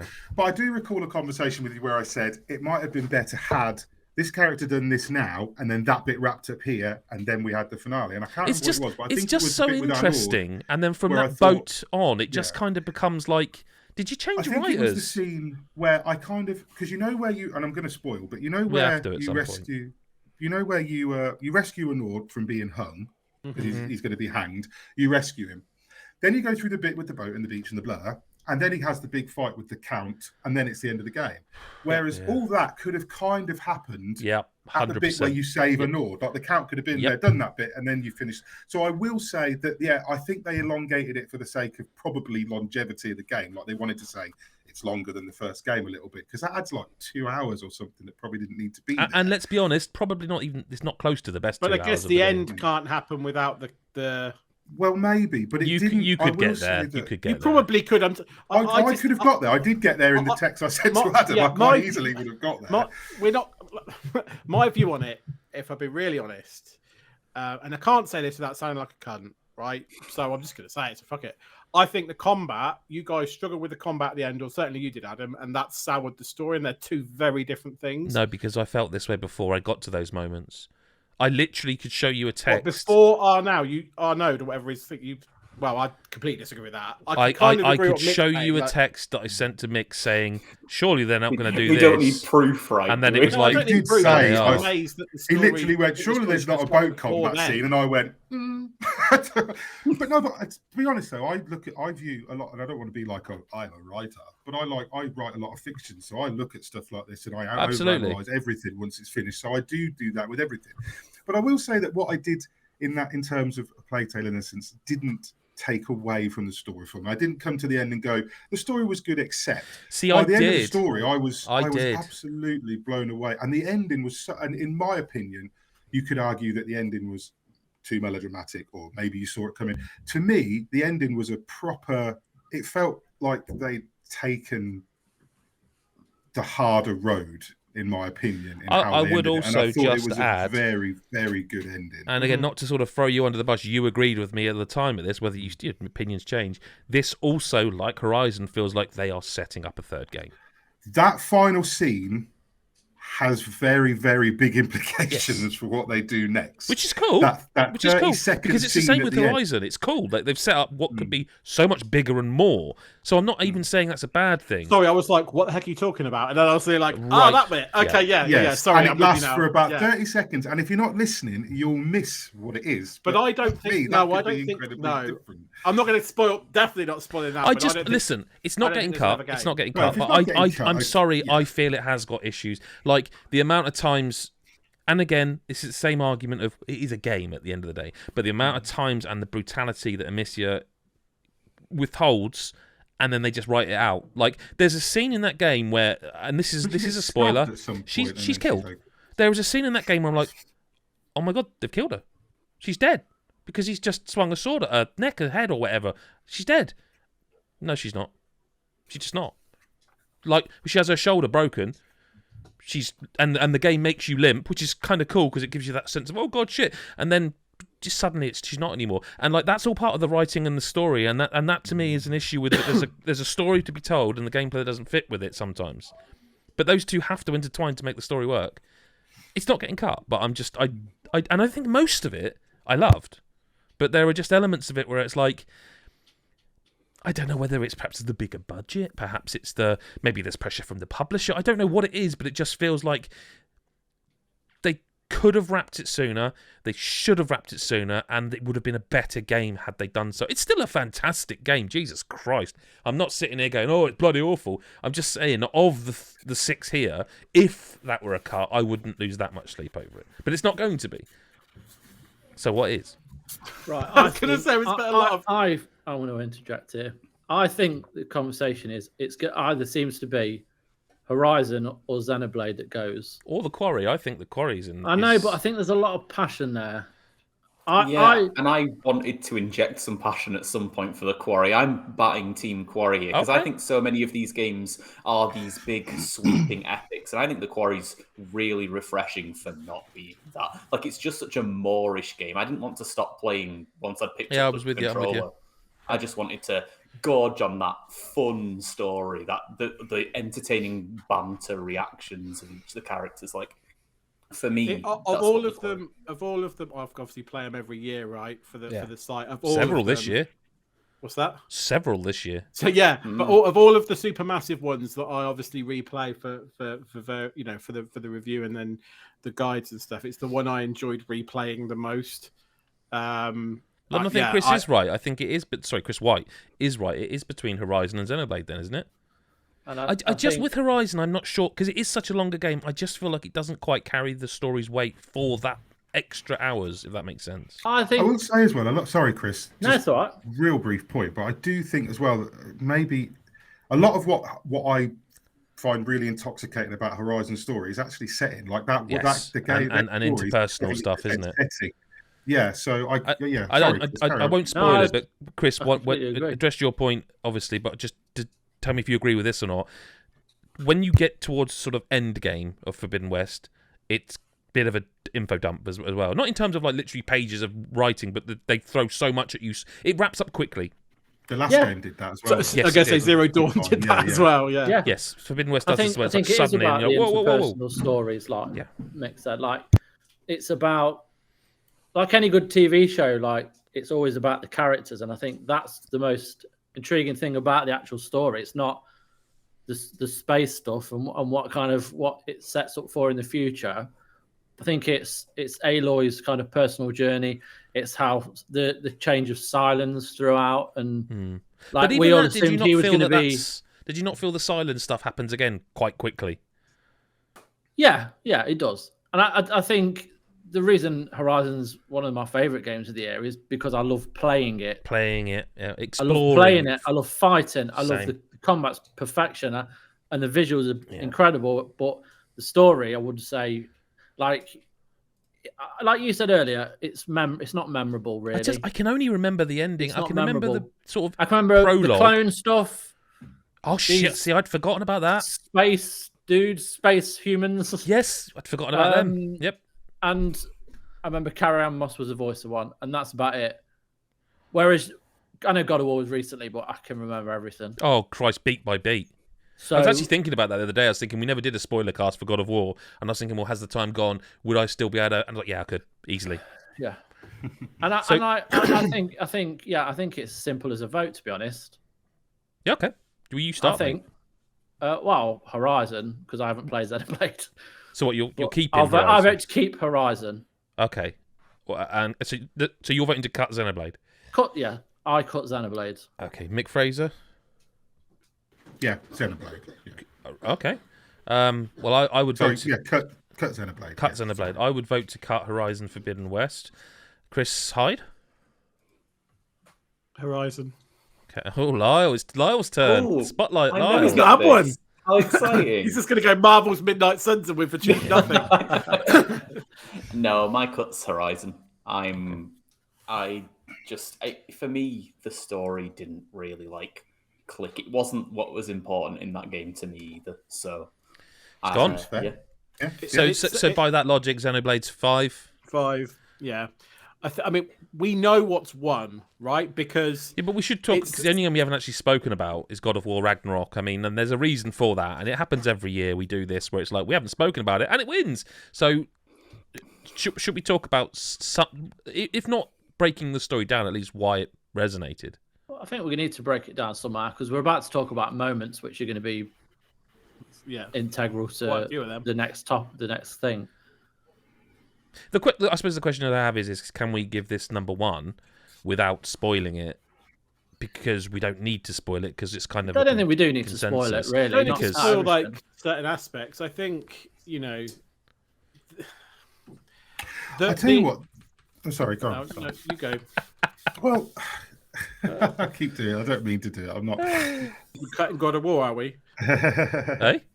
No, I just thought Mick was going to drop a grenade and go, I think we should cut it. No, we can't now. We've got to 5. But no, I was going to just suggest one moment because I'm only about halfway through God of War. Well, we've got a moments section just coming up, so don't worry. Yeah. But I was going to just suggest that, and it's not on the list, but there's a bit that's fairly early on, I guess, in the scheme of things. I think it's about 7 or 8 hours, and depending on how quick you've played, I guess, where you take over as Atreus, right, and you play as Atreus for a little while. And you go and visit the character from the first game. We're spoiling. Are we spoiling? We're not spoiling. I don't know. But what point are you trying to make at the start of the no, moment? so I'm still confused. Yeah. Okay. He goes to visit Freya, right? Right. Mm. Yes, right. He does. Okay. That moment when he does that, I was not expecting that to go the way it went. God of War, and the same way the first God of War did it, Ragnarok tends to not do the easy path with things like this. Yeah, it subverts expectation. You don't necessarily go. We have to talk about in moments. Sorry, you don't necessarily go with that story. Well, now he's going to do this, so this is going to happen. Or they'll go. It's a lot cleverer than I think people would think it is from the outside, if that makes sense. The story is more than just the son and his father go on a quest to do something. The little. It's a redemption arc for me. Is what this game is. And also those. Every character is a character. There's no one who just comes in, does something, and fucks off. Or, do you know what I mean? Every character has something that resonates through. Whether we were talking about Heimdall yesterday for ages. Mm-hmm. When we were going through the best new characters. Yeah. I mean, even a character that you fucking hate, Chris had on a list of best characters because the story and the writing is so strong in every vein of this game. Mm-hmm. And I mentioned it again yesterday, and this plays a big part in the story of games. Is the direction is fucking flawless. The direction. Yep. I know Corey Balrog is it's amazing. Is what I'm saying. No, well, look. While you've been talking, I've done a bit of finagling with the list based on what I've heard from everyone, and I wonder if people agree with it as it stands. I know if you're watching the video, you can see the list on screen, but as it stands, based on the passion, the arguments, the discussions, what do we feel about how that looks right now? We sort of agreed that Xenoblade's number 5. Chris's thumbs up. Chris Hyde's thumbs up. So I could lock that order in. That's what I'm getting at. I haven't played Midnight Suns, but the passion of you three, I'd leave that there. I think the passion of us which you almost have to caveat and go the passion of those three for a Marvel story. Do you know what I mean? Like I think it's doubles and the literally, power. I think it's one of those that I know that if I you would fucking adore this game. So Your wife would adore this game. I think it's just one of those games. We've cut the game that she thinks should be number one. Yes, so I know. About No, I know. Story. She'd be like, "Oh, well, Horizon made it to number one then because it made me cry." And I'm like, "No, it didn't." Never mind. Carry on. Could you lie? I'm happy with I it. could Tell her it did. She doesn't watch it. Like, yeah. Just tell her it did. She won't watch this. Well, she Yeah. gets enough of you, surely. You know, in normal life. No, I don't mean She it tries like that. to I mean, avoid me at every opportunity as it is. She's not going to listen so- to 3 hours of me. for one day. Just one day. Yeah. Are we locking this? Is this it? Can I read this out? Is this? I think that's the lock. That's the order based on the passion. Okay. For me. I'm Don't waiting everyone for else anyone think? to disagree. Nope. I'm good. In 5th place for the best story of 2022 is Xenoblade Chronicles 3. In 4th place is The Quarry. 3rd place, Marvel's Midnight Suns. 2nd place, A Plague Tale Requiem. And the winner is God of War Ragnarok. Well, it's time to move on to best moment. Last year's best moment was the elephant moment from It Takes Two, followed by the combat on the back of the plane on It Takes Two, and the dungeon homage from It Takes Two, and then Metroid Dread's story reveal at the end, and Returnal's mid-run fake ending. Now, if we weren't that spoilery for the remember last fighting for that section... one. Yeah, indeed. If we weren't that spoilery for the last section, we will be here. These are literally moments from the game's stories. And it is I think the biggest list of story moments moments of the year that we've ever had on the podcast. So they've got code names so that we know what we're talking about and we don't spoil them instantly, but it is we're going to spoil things now. So best moment nominations are Xenoblade Chronicles 3, The Switcheroony, Xenoblade Chronicles 3, Birth, Horizon Forbidden West, Something Near the End, Rainbow Six Extraction, Playing as a full team and nailing it as a 3 stages exfiltration, Rainbow Six Extraction, a successful rescue, Nintendo Switch Sports, realising that football is basically Rocket League, Horizon Forbidden West, taking down a big monster, Sparks of Hope, Rabid Mario's arson tendencies, Splatoon 3, that final boss, Elden Ring discovering the cheese for Horseback Man, Elden Ring Bastards. beating Millennia, Kirby and the Forgotten Land becoming a car, Neon White nailing a perfect run, Neon White Yellow, Neon White Idiot Island, Cuphead the delicious last course beating the final boss, Dying Light 2, Stay Human, Hospital Exit, Card Shark, not a card game, Immortality, Something Isn't Right, The Quarry, Peanut Butter, Butter Pops, The Quarry, Werewolf Blood Explosion, Arcade Spirits, The New Challengers, No Right Answer. These are all from God of War Ragnarok. The one word that Kratos says, the dog, the hole, the weapon, when we're apart, twist, battle, and mural ending. A Plague Tale Requiem controlling rats for the first time, A Plague Tale Requiem's ending, Bayonetta 3's train, the Callisto Protocol, the spinning room, Ghost Song, Inventor Girl, Chained Echoes, Tortoise Racing, and Marvel's Midnight Suns, the final boss. Spoilers, though. I can't even get these all on the screen physically. Christ. So, Smashed through some, haven't we? Let's be honest. Yes. There's a lot of stuff on here that the individual moments might have been great, but and then there's also some super stuff, and there's a lot of stuff I didn't even know. Haven't even got to a lot of the God of War stuff. So, should we just start picking them? Let's just start picking them. We and literally discuss have them to in do that. whatever order you want to do. You know what I mean? Like, let's just go. Yeah. Ghost Song, Inventor Girl. What's that? Okay, that's me. I got Okay. that He one. purposely does it. He's like, I "Fuck it, don't. last I game." really don't. What I has really Lyle genuinely reviewed? don't. He looks up all my reviews before we record. So Ghost Song is Metroid cross Dark Souls, essentially, and it's this Oh, I big like lonely. that. Oh, okay. It's really, really good. It's and yeah, you're in this big lonely world. So your interactions with like the other characters, because there's not many characters, but like this planet's got sort of like maybe 10 other people on it that you slowly meet. And one of them is this inventor girl. And this moment really, really stuck with me. So you talk to her throughout the game, and she says things like, she talks about how like she's really bad at inventing, but like her dad was an inventor and she's the only one who can try and be trying to sort of help out on the planet. So she's just like is constantly feeling like a failure and like is really like has a lot of self-doubt and everything. And it's like, you know, you talk to her more and more and like learn a bit more about her backstory, and you know, you start to care about her and stuff. And at one point she gives you like a power up to equip to your like your mech suit you're in, essentially, and says like, oh, I know this is probably not going to be helpful at all, but you know, you can equip this if you want. Hopefully this helps you. And I had my full setup at the time, and I was really happy with my build. I was like, all right, thanks. I'm not gonna, but like, cheers, thanks for giving me that. Brilliant. Wandered off, and like a couple of hours later came back to the camp, and she just went over to talk to her, and she was like, oh, how's my power up? And the dialogue was just automatically, oh, you didn't use it. Oh, that's fine. I understand. And it was just this moment of like, oh, I just ruined her life. That's miserable. That is awful. Why did I do that? And like, I mean, you've taken nothing away from it though, because that's what you do in Discord. it is. That's why I did it in the game too. No lessons been learned here.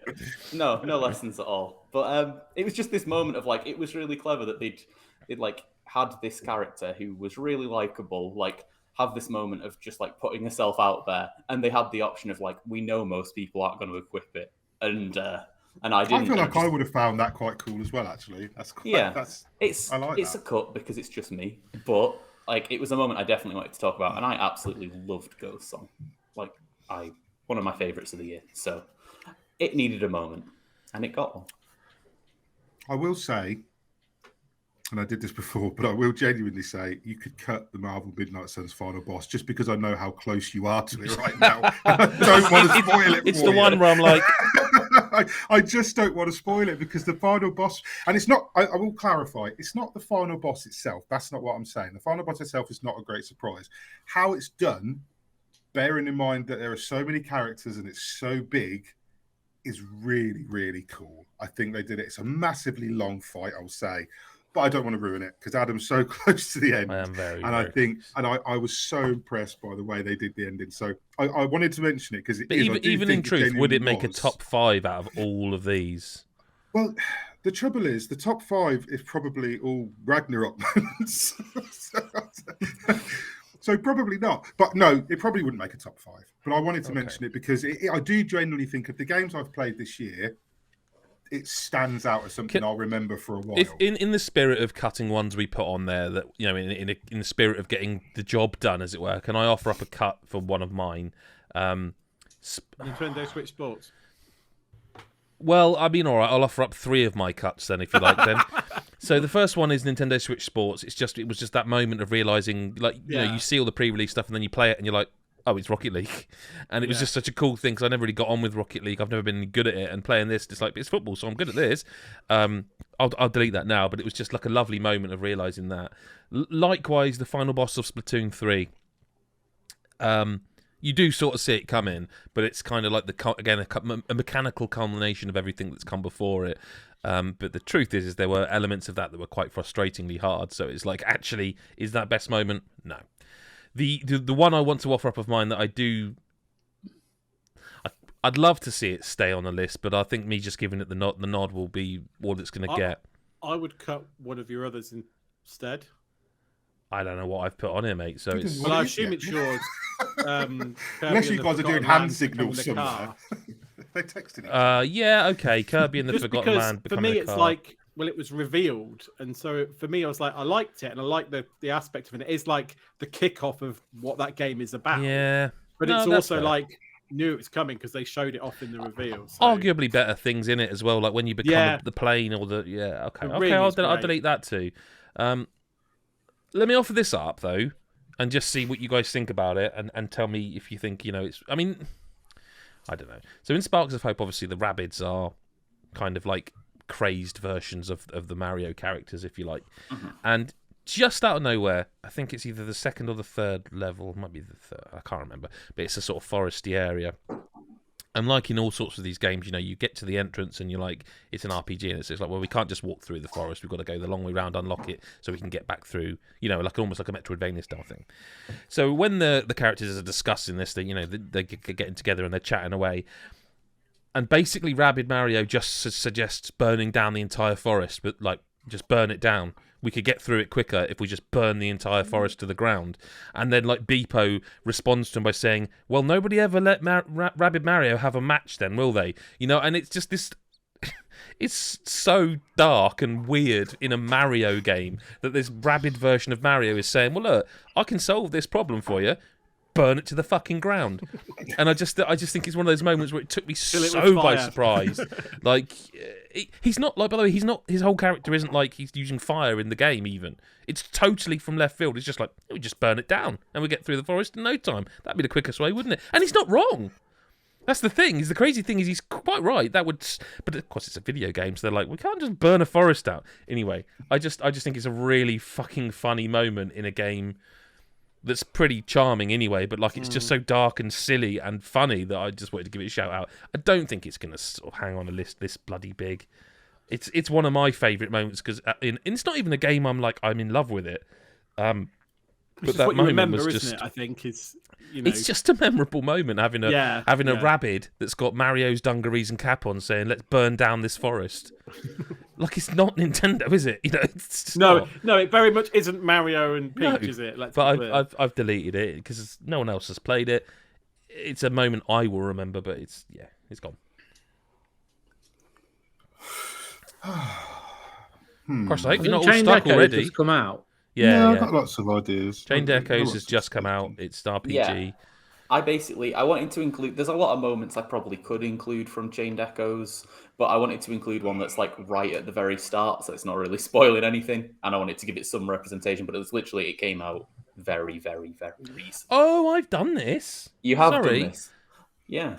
So you're at like a fair as one of the characters in this like introductory bit, and there's loads of little mini games you can go to play. Like I think you can play like rock, paper, scissors with someone, and like just like very like minor games. But it's supposed to be, well, if you earn these tokens, you'll get some prizes. So like go and have fun in the world. Yeah. And one of these games is a tortoise race, and it's like, so you've got like 4 tortoises and you can pick one, and one of them will win and you'll make money from it, and it's totally simple. And then once betting. It's like betting. It's betting on the tortoise. It's just betting you're not on a racing tortoise. as the tortoise. No, you just place a bet on one of the tortoises. Right, But the great moment and just like this lovely little touch is you bet, and then the race starts, and then as these tortoises really slowly move across the screen, there's just like the heaviest metal music you could imagine accompanying it, and it's just amusing. I liked it. It made me laugh as just a stupid thing they put in this game that made it more interesting. But yeah, it's nice. It's not top 5, but I wanted to talk about Chained Echoes, and I didn't want to do anything past like the first couple of hours because no one's going to have finished it going into I'm this weirdly podcast. liking the sound of Lyle's suggested moments, to be honest. I normally don't click with hardly anything Lyle likes in games, but I must be honest, that sounds really cool. It's a rare Christmas treat. Okay. What's Bayonetta 3 the train? Picking them at random now. Like I hadn't picked enough of my moments to cut. Let's put another one. Yeah, okay. I would offer it up. No. There's no point. There's no point because it won't make the cut. The only one I put on the list is already. Yeah, no, but there's a lot on here. In Bayonetta 3, you control, you sort of summon and can control demons, and each sort of every few levels or whatever, you get like a new one, and one of them's an actual train, like a ghost train. And this isn't the case if you press a button and the demon comes in and does work. In Bayonetta 3, when you control the demons, you hold down a trigger button and she basically stands there dancing, and you not become the demon, but you have direct control over the demon. So it's like it's one of the reasons why it's such a complicated game, because yes, you learn her combat and her combos, but you have to learn demon combos and unlock demon combos in combat as well. With the train, when you summon it, you literally have to use your analog stick to draw train tracks, on the game screen, and then the train bursts on and does it. So you can, like, if you've got 3 enemies on the screen, you draw like the tracks around them, and you can go up and down by pressing buttons and all this, and it's just like such an inventive, clever thing. And when it's like, it's one of those games I was playing it, and I was like, this is fucking good. This is Platinum's crazy shit as usual, and they've stepped it up, like with the demon control things. And I was also at the point where I was like, I still couldn't decide, is this a good thing or is it overly complicated to have the control of the demons? Some people will like it, some people won't, blah blah blah. And then you get this demon and you're like, I get what they're doing. This is it's the Spinal Tap to this, no, but this one goes to 11. It's that thing of like, but why didn't you just make, no, this one goes up to 11. But in this one, you can draw train tracks on, and the demon train will drive around and go up and down, and it's got different attacks, and it can explode and do stuff, and it's just so. I don't know how far you got, Lyle, if you experienced that or not. I did not get that far, unfortunately. It's just utterly. But it does sound good. Like, I will say, really interesting. It's one of those things I genuinely don't think any other developer attempts, because it's so much that could go wrong with it, but they actually get it right. But this is a top 5, not a top 15. So goodbye, Bayonetta. Can I offer up one? Yeah. Plague Tale Requiem controlling rats for the first time. Yeah, I put that in as well. Because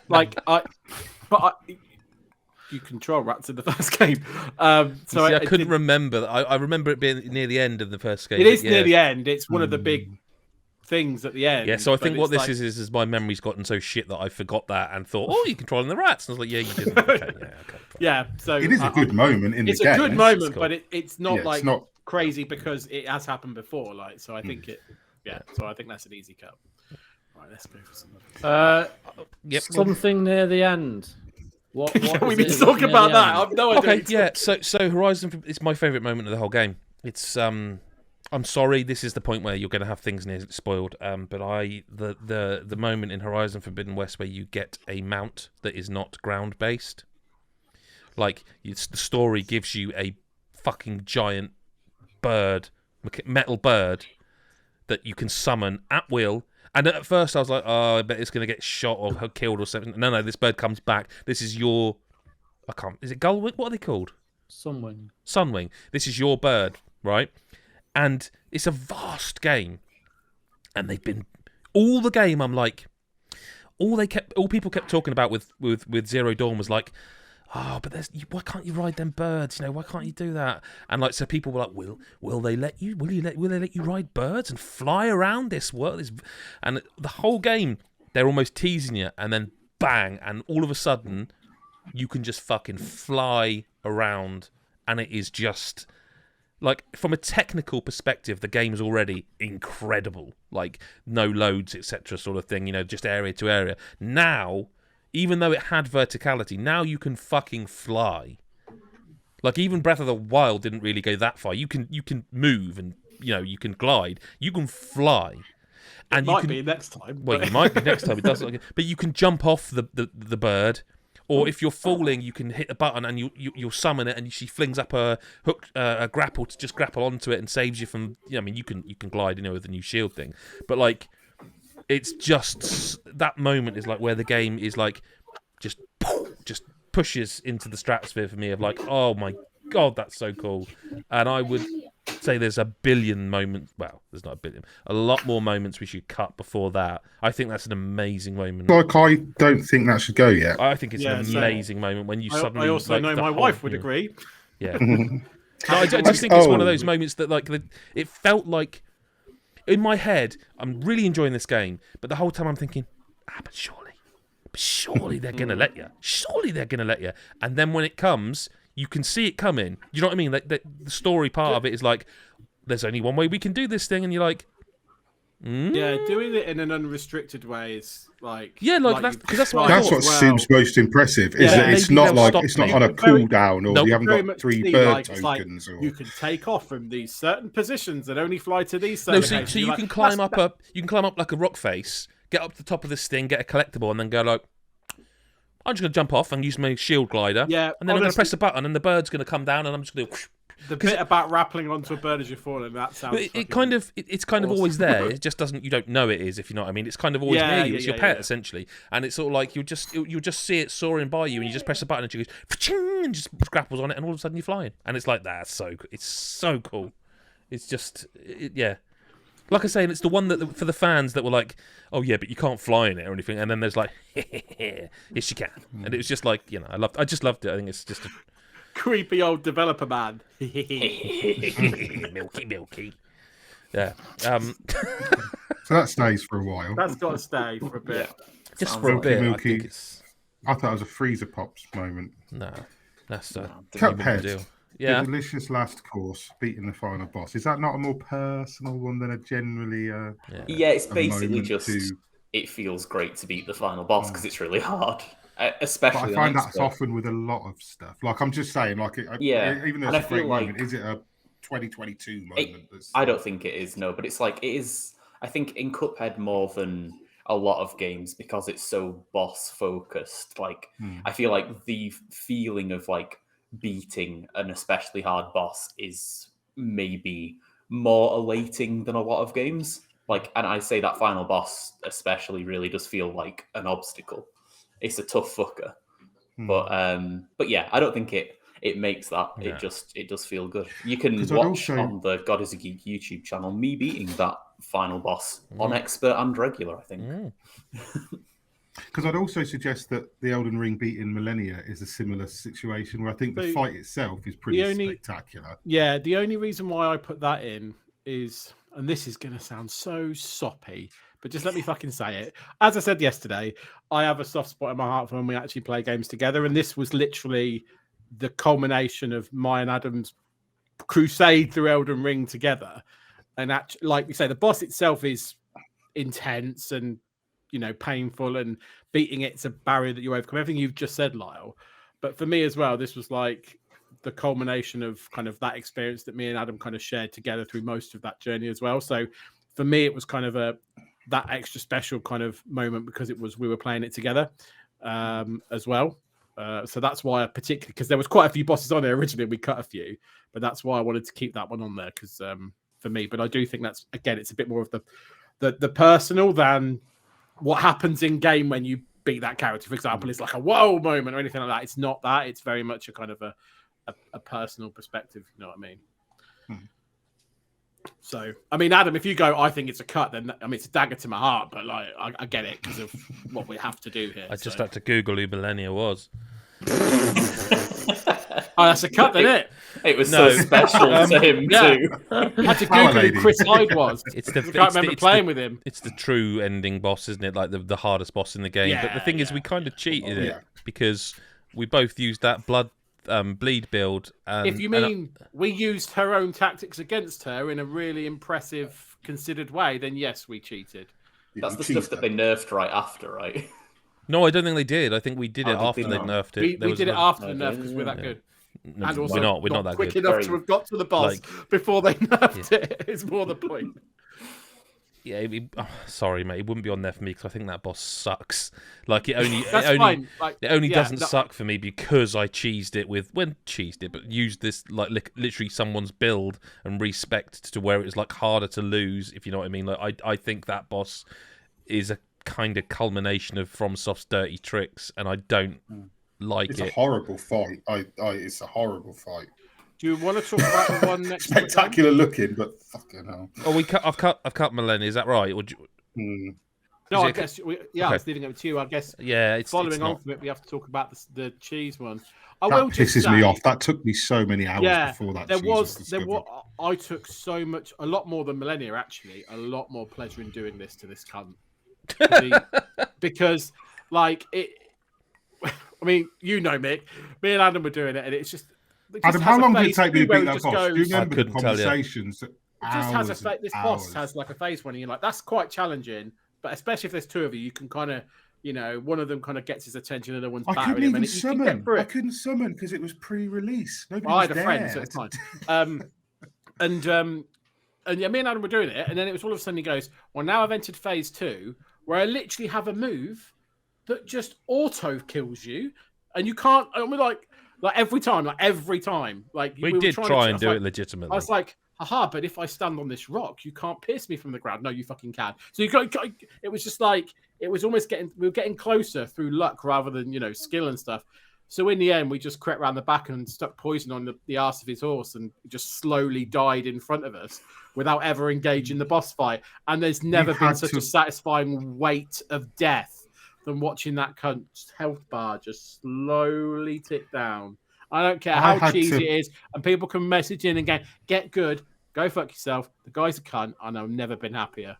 So I had to pick every part of that fight apart just to get the timing, but the positioning.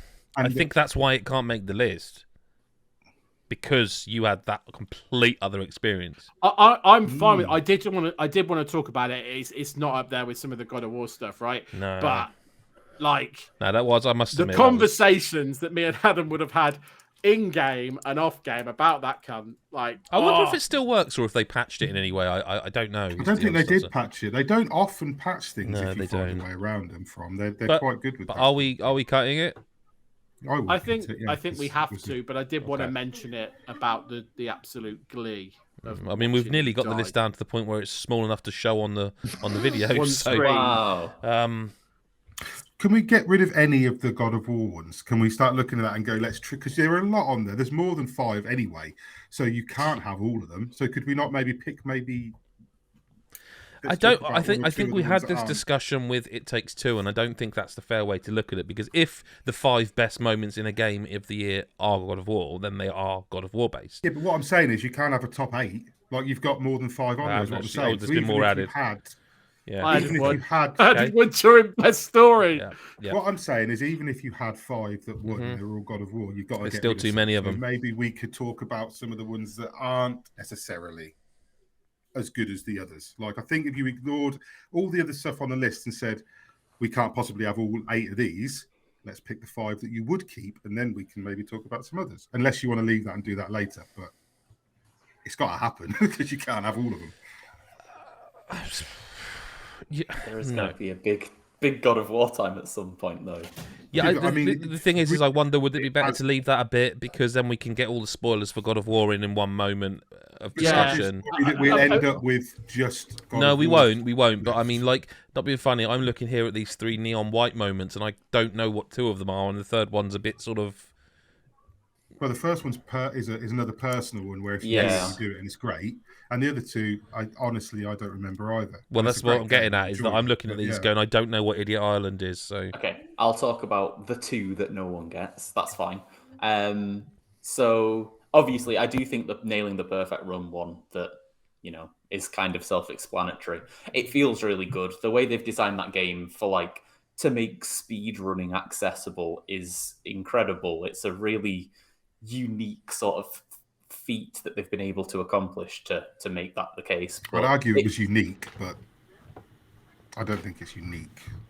Okay. Well, but I think it's more like the elements that they add hints of how you can do it, and they make it interesting to try and make the speedruns possible. They don't just give you a level and say go on, do it fast. They and then you can see your ghost and all those sorts of things. They make they give you ways of making speedrunning not seem like something that only people who sit on Twitch for 24 hours at a time replaying Super Mario 64 can do. So it's a really great aspect of that game.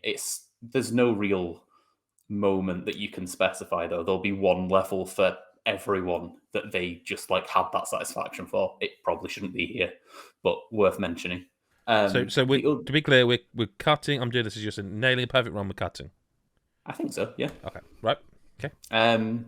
Idiot Island is a very specific moment in one of the sort of bonus levels where you're under a time constraint to rush to this goal, and it's essentially you need to break all the floors to get to the goal. So you're just mashing, I can't remember if it's one of the special stomp moves or something to break these floors to try and get to the end. And it turns out that the ending of the levels aren't just next to the last broken floor, and if you break through that last floor, you just end up on this little island that just has a signpost on it that just says Idiot Island.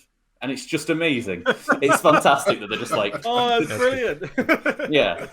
It's just this great moment of just them being like, they know that you're going to be rushing down there. They know that you're going to fail this once because of that, and you're just going to feel like an idiot. And they've put a sign there to make sure you feel extra like an idiot. I thought it was amazing. Okay. But So is it staying or is it cut? It can go if you want it to. Yes, that's fine. I'm not sure it makes a top 5 again, but another. Maybe, I don't know. Another lull moment that Mick was impressed with. Yeah. I think that, yeah, it sounds cool. It sounds like I probably feel would have added that to the list if I'd seen it, but I didn't. So. Yeah. The other one, Yellow, is one of the characters. This is the spoileriest of the neon white ones. One of the characters, my favorite character, I think, is Neon Yellow, who's just like this, like goofy, just wants to have fun character, who's like very much the comic relief, light-hearted character. And like about halfway through the game, out of nowhere, the fairly newly introduced antagonist of Neon Green just like utterly kills him, like stabs him through the chest, and he's dead for the rest of the game. And you have like a relationship you're building up with him, and at that point it can only be about halfway full, and you'll have all these bonus levels left to do as with his character. And it's just like, you thought that character was going to be there for the rest of the game. There's all these moments you're supposed to experience, and you do by like basically visiting like a shrine to him being dead. But it was a shocking moment of like, I just wasn't expecting that, and they got rid of the most light-hearted character in the game. And yeah, it shocks me, and Yellow was sorely missed. So what are we doing here? Because there's still like 20 moments. Are we cutting either of these? What's the score? Oh, they're only Lyles. And I don't mean that like Oh, really no, Lyles. no. I mean that they are like, They're only Lyles. No, but I think there's it's what the I greatest mean respect. is The greatest respect, like there's we a haven't seen difference them. between but there's also a difference, I think, between that and what you described with Horizon Forbidden West. Yeah, And I think that I haven't experienced, but I'm like, we ain't getting rid of that yet. That's Chris White And has I- those. To be I fair. feel yeah, that would okay, fair, but resonate you know what I mean? more. Like, there's sorry. So are we cutting them both? Yeah, I put them think both. so. I think a lot of the moments that I added were just fun moments Just that give I little enjoyed, shouts. but they're Yeah, not and really that's like fine. That's quite a lot few of them. I can't see toppling like epic God of War moments. That there's going to be 5. Well, of what at about end the of other this. Horizon moment on here, where you're taking down a big monster? And the only reason I said to cut it is I don't disagree. It's a fucking cool thing. Is that it sort of happens more than once. It's not a unique thing, and again, it's up against competition that's just ridiculous at the moment. Yeah. I think you put it on there, Chris White. So I didn't. oh, didn't you? No. Well, I have no memory of putting it on there, but it must have been me then. So No, what Well, bye bye. Hospital Exit. It's not going to make a top 5, is it? No, it's not. It's not. That Dying Light I 2 can't even Stadium remember in it. Hospital. I can remember it I because it's can. very early For me, in the game. for me, that moment is when I think about the most fucking adrenaline-filled moment that I probably had all year. That is it. No, But Rainbow it's probably Six the only Extraction, moment from come on. Dying Light 2 I can remember. Yeah, well, that's true as well. Yeah. You know, but which is probably an indictment of the rest of it. But Again, though, I this would was say it's really a well moment that done. they just reuse. Like after you sort of, it's almost tutorially, and it's teaching you how to sort of search and exit sort of thing, and then that just becomes a gameplay loop. Yeah. So I think you remember it because, to be honest with you, the reason I remember it is because it's probably the best bit of the game and the most it feels like what I wanted from that game. What? You kind of think, God, I remember coming out of that going, fuck, like almost like, fuck me, if that's what the rest of this is like, I am And it totally just isn't. in for this. It just isn't. And it never quite reaches that height again, and that's a shame. But for me, it's the best moment of that game, and it deserves a shout because, like, fuck, I remember getting out of it, but getting out of that hospital and going, shit, okay, in for this, and then it's gone. Let's talk about God of War because it is otherwise it's just going to be a list of God of War, and we're going to cut everything else before we get to it. I mean, what we have to do here really is, at the very least, cut the God of War moments down to the 5 that we would push for a 5, if that makes sense, and then we can move on to back to other games, because there's Xenoblade we haven't talked about, there's Rainbow Six Extraction, Card Shark, Immortality, The Quarry, Arcade Spirits, The New Challenges, A Plague Tale's Ending, and The Callisto Protocol. So what we've got here, I think, is 7, so 3, 8 God of War moments that we at least need to chop 3 off, just to at least have some sort of realistic chance of ranking them. And I think I can cut 2 of them, but I have a worry that people are not going to like either of those choices. I've got a cut for one of them. Yeah. Compared to the rest of them. Yeah. This is what I'm getting at. I would cut the first one, the one where Kratos. Okay. Yeah.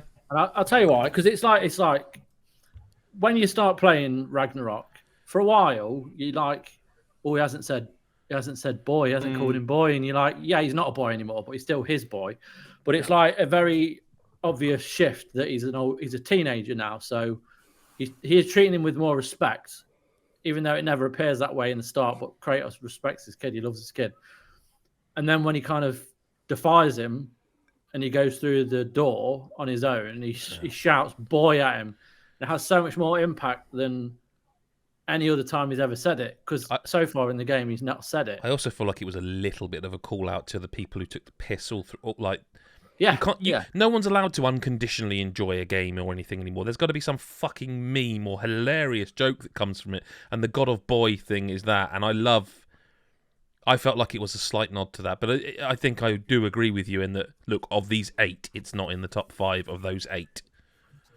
Yeah. So I think that's a safe one. The one I was going to suggest is the weapon moment, and the reason being, they did do that before. It's a different weapon, it's a different thing, but it's a journey to get a new weapon when you've spent the game with other weapons, and I still think it's really cool, but it's just not quite got that impact of preceded it. So strap in, here comes the monologue. Okay. So yes, there is that aspect of it, that this is a weapon reveal, it's cool, and frankly, it's a weapon that I didn't put down for the rest of the game. Like I'd spent most of the game with the axe up to that point, and then didn't put this one down. The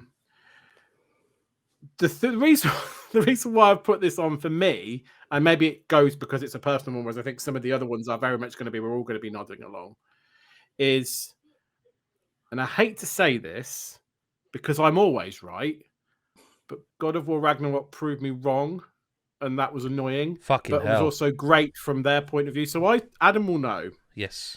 That for the first 15, maybe even 20 hours of this game, there were moments in this game where I was getting pissed off with Ragnarok, because in my opinion, it overdoes the you don't know how to get past this thing yet thing, because it has quite a lot of progression in terms of items and things. But what it does is it overtly shows you all the things you can't do. And it got to a point, I think it's when you get to Vanaheim for the first time, that thing where it's like there's so many things it shows you that you can't do yet. And I was getting pissed off. I literally was walking around going, oh great, and a fucking another thing I can't get past. And your fucking side character of the day will go, we haven't got the thing we need to get past that yet. I was like, I fucking know, game, thank you, you're not giving me it yet. And I was getting quite pissed off, and Adam kept saying, just keep playing. And I was like, that's not good enough. Like, because for me, there's an art to good Metroidvania, for want of a better word. There is. If you replay Super Metroid or Metroid Dread, there is an art to 100%. The backtracking in a Metroidvania is the worst part of a Metroidvania, right? And actually, when a good Metroidvania, you'll find that you don't actually do a lot of backtracking, because the level design takes you round where you need to go to. So I was here going, God of War Ragnarok shit in that respect. It's having its cake and eating it. It thinks it's clever, but it's just going to make me backtrack to worlds I don't need to go to later on just for the sake of completions, because it's got these fucking menu that says 0 out of 2. And it doesn't even tell me which ones I can't get yet. It just tells me things I know. So there are things I haven't discovered yet, but if, say, there's a Nornir chest behind the thing I can't get to, it will tell me there's a fucking chest, but I don't know if I can't get to it or not. So that was irritating me. And I was like, oh, it's a shit Metroidvania. It's fucking... And then the spear basically unlocked 3 barriers in one go. And that's all I'll say, because I don't know if you're there yet, Mick. No, I'm not. No, I'm not. in one go, and I was like, okay, that's lowered down my list of frustrating things I can't get past, and it's quite clever with what it does. Plus, it's an awesome fucking weapon. And I literally sat there and went, "You cunts!" Because then what it does is it literally the next part of the level guides me past things I couldn't get to before, so I haven't had to backtrack, and then the next level organically takes me past things that I got, and I was like. Wait, so you're not saying so much you were wrong as you are I was right? Yeah, but you were right because you'd seen it, not because you predicted anything. Let's not take away from what you're saying, You're Christopher. right. Let's not, yes, you not were be right, reductive here. and I'm hell. glad because actually because I still think there's an argument to say that it shows you too much of what you can't do too little, but the way it designs itself afterwards when you have got it is exceptional. What you're saying And is it is that on actually top of a the really good Metroidvania. Yeah, and that on top of the fact that the spear is awesome. Spear is and awesome. I'll be honest, I did have a worry at the start of this game, or very close to the start of the game, when it gives you the blades as well. Yeah. I was like, what are they going to do? That's given me a lot. I know, I mean, don't get me wrong, I didn't expect a Samus situation where he just forgets everything and just fucking conveniently loses his blades or something. But like, I was like, okay, that was a reveal later on in God of War. Like, what are you going to do? And then this was that was it. That got me because I played all of the God of War games, and there are other weapons Kratos wields. So my assumption going into this was, you will start. They can't. The way they've designed the first game, I think they know they just weren't going to take it all away from you and make you start over. No. So I knew you were going to have them two to start with. I assumed you would get like, I forget the names of them. That there's like gloves, like fist, and there's other stuff. What they actually delivered to you was just not what I was expecting. Awesome even then, what they made it able to do was not what I was expecting. No. And it's so clever. Yeah. Because even getting the Dropnir ring, I'm like, I don't understand what they're doing here. I don't. Well, where do they go? The ring's magical, but I didn't. And then when you get it, you're like, oh, you bastards! That's so clever. Yeah, that's so clever. And I had "You're so clever" for so many different reasons, and that's why for me, I was like, this is a great moment. But I do get that if you're not like me and wasn't angry at the game for 20 hours, you're probably not going to feel like that as much. But that weapon is sexy. It's fucking I lush. think you also have to give props to that entire scene leading up to the weapon. Yeah. 100%. 100%. That's great. Because it's just... Well, because there's also within that, there's the whole Brock and Sindri thing that goes on as well. Yeah. Are we saying this moment that we're Turn discussing... my volume off for a minute.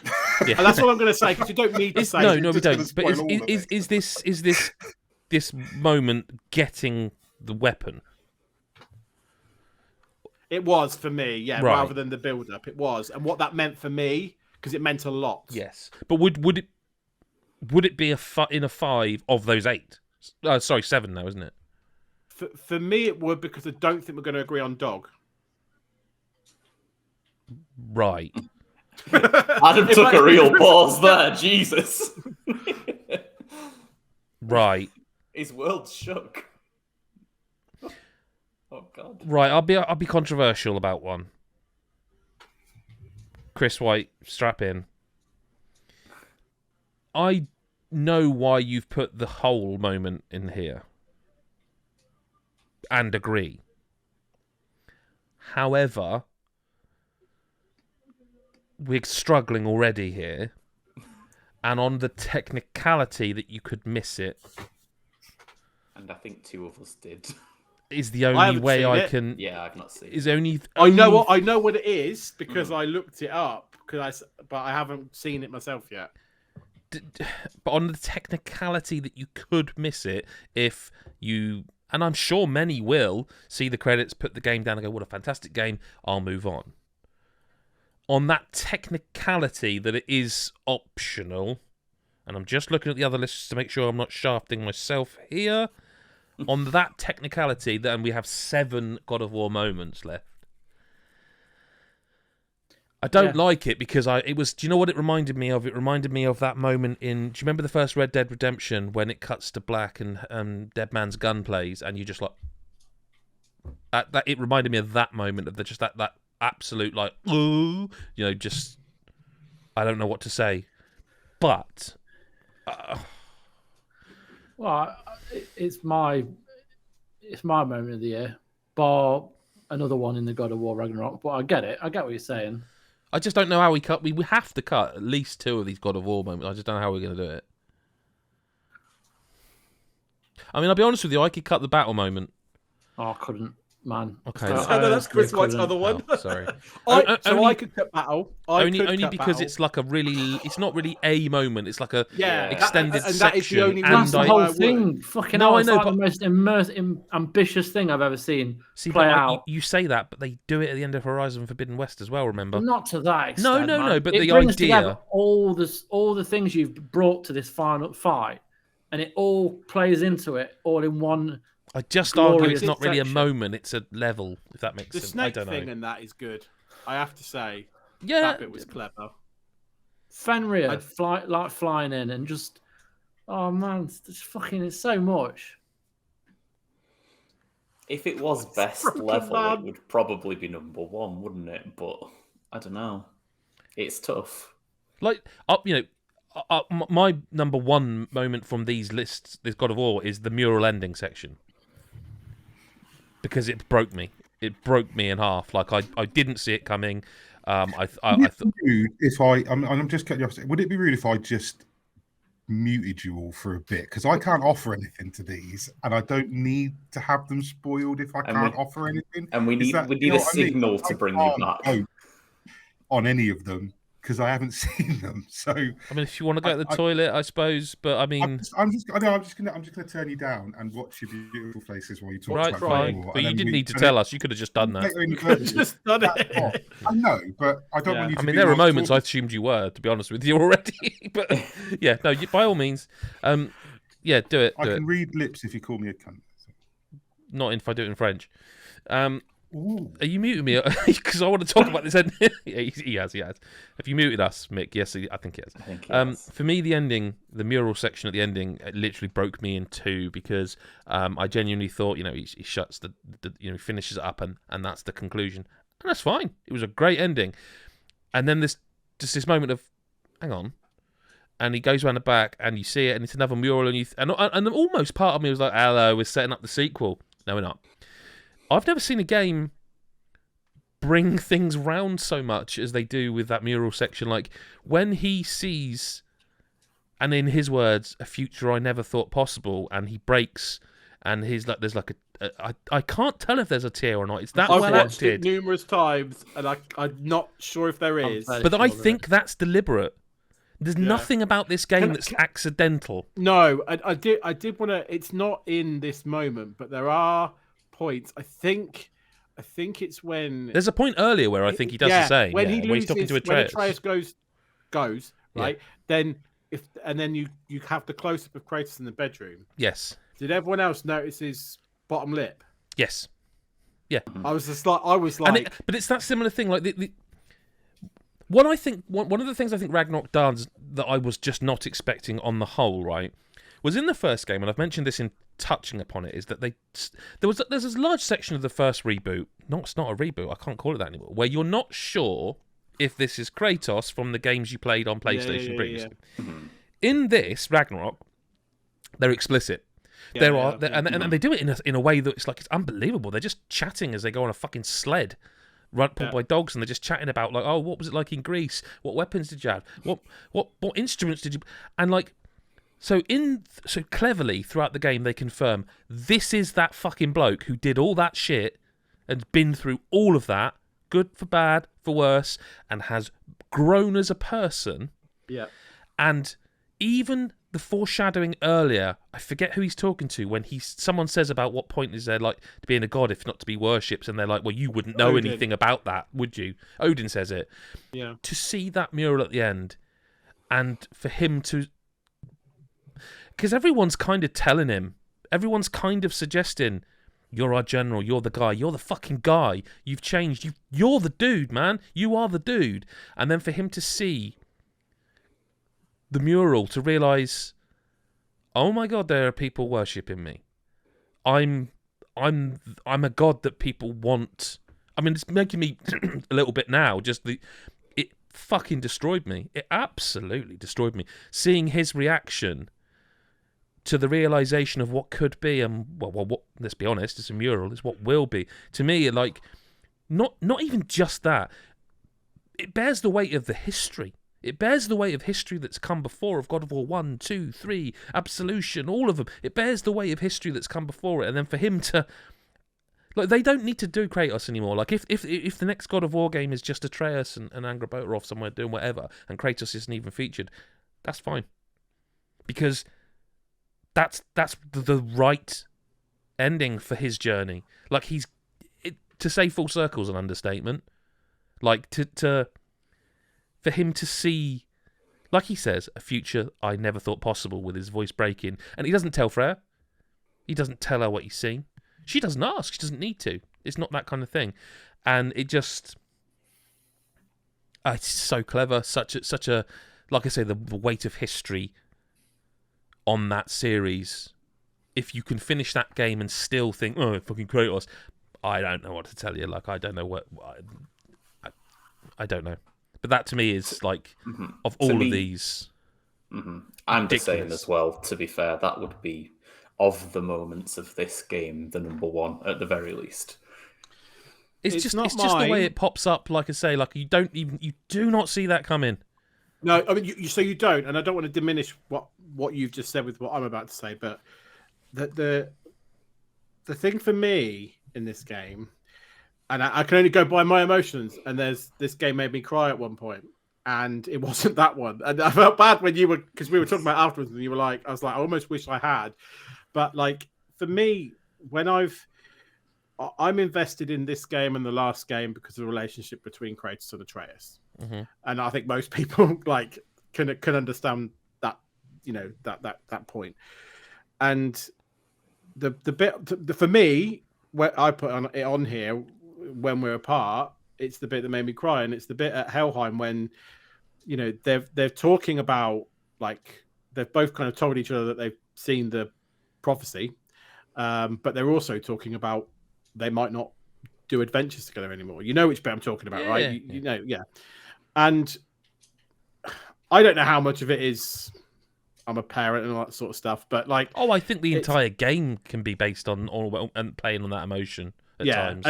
But it's done so well. Those two characters and the dialogue in that scene where they're basically saying, well, when I'm not around, think about what I do, and when you're not around, I'll think about what you do. And they make a promise to each other, and obviously it plays in later in the story as well. But the way that scene is done, it broke me, because it is the relationship of those two where they've been so at odds for 1.5 games in some respects, in terms of what they but certainly for the first half of this game, where Atreus is hell bent on doing one thing, Kratos is trying to protect him. And they see each other's eye to eye in this moment, and I do agree. My concern is we're not getting anywhere at all. No, I'm just articulating why that's my number one. But even if that stays, I think compared to the others, how we were talking about weapon as much as it's like, and I understand. If you're asking me to say reasoning. weapon versus when we're apart, it's when we're apart by an absolute mile. So if we want to cut weapon. I said my bit. We literally have to cut something. Yeah, this isn't even a case of, we can have 5. Right, we have to cut. Moment of the year. Yeah, that makes me want to keep it though. No, we have to start cutting. Can we talk about dog? Yeah, of course we can. Go on. Oh, sorry, I thought you said you wanted to cut it or something. So the moment that's referring to is when Fenrir is resurrected. Is when Atreus puts Fenrir's soul into the giant is it Garm? Yeah. And it's similar for me in the way you're describing the when you're apart things, because for me that's kind of the moment where that moment almost starts. Like that whole section that is amazing from start to finish. It is. Yeah. But for me, the culmination, which ends up as when we're apart, kind of kicks in when Kratos realizes Atreus is not worthy, but like if he trusted him before, in inverted commas, it's the scene now what he happens trusts when him. you trust me line, isn't it? I suppose That as well, yeah. But it's again that relationship of like And also, it brings back the fucking dog from the dead. And then when Kratos tells him to sit, and it's almost like, again, it's those micro movements on the face where Kratos is like, sit, and he does, and he's like, you can see it in his face, like, fucking hell. You know, he's thinking what you're thinking, like, You know, I'm a heartless bastard when it comes to this because we disagreed I'm really not. When it comes to dogs and animals, I'm the wettest of the wet. And I remember because I remember we were talking funny. about like, well, when you start playing God of War, you're going to be in tears within the you first weren't. couple of hours. You were laughing from what I can tell. And I was just like, I was fucking hilarious how that dog dies.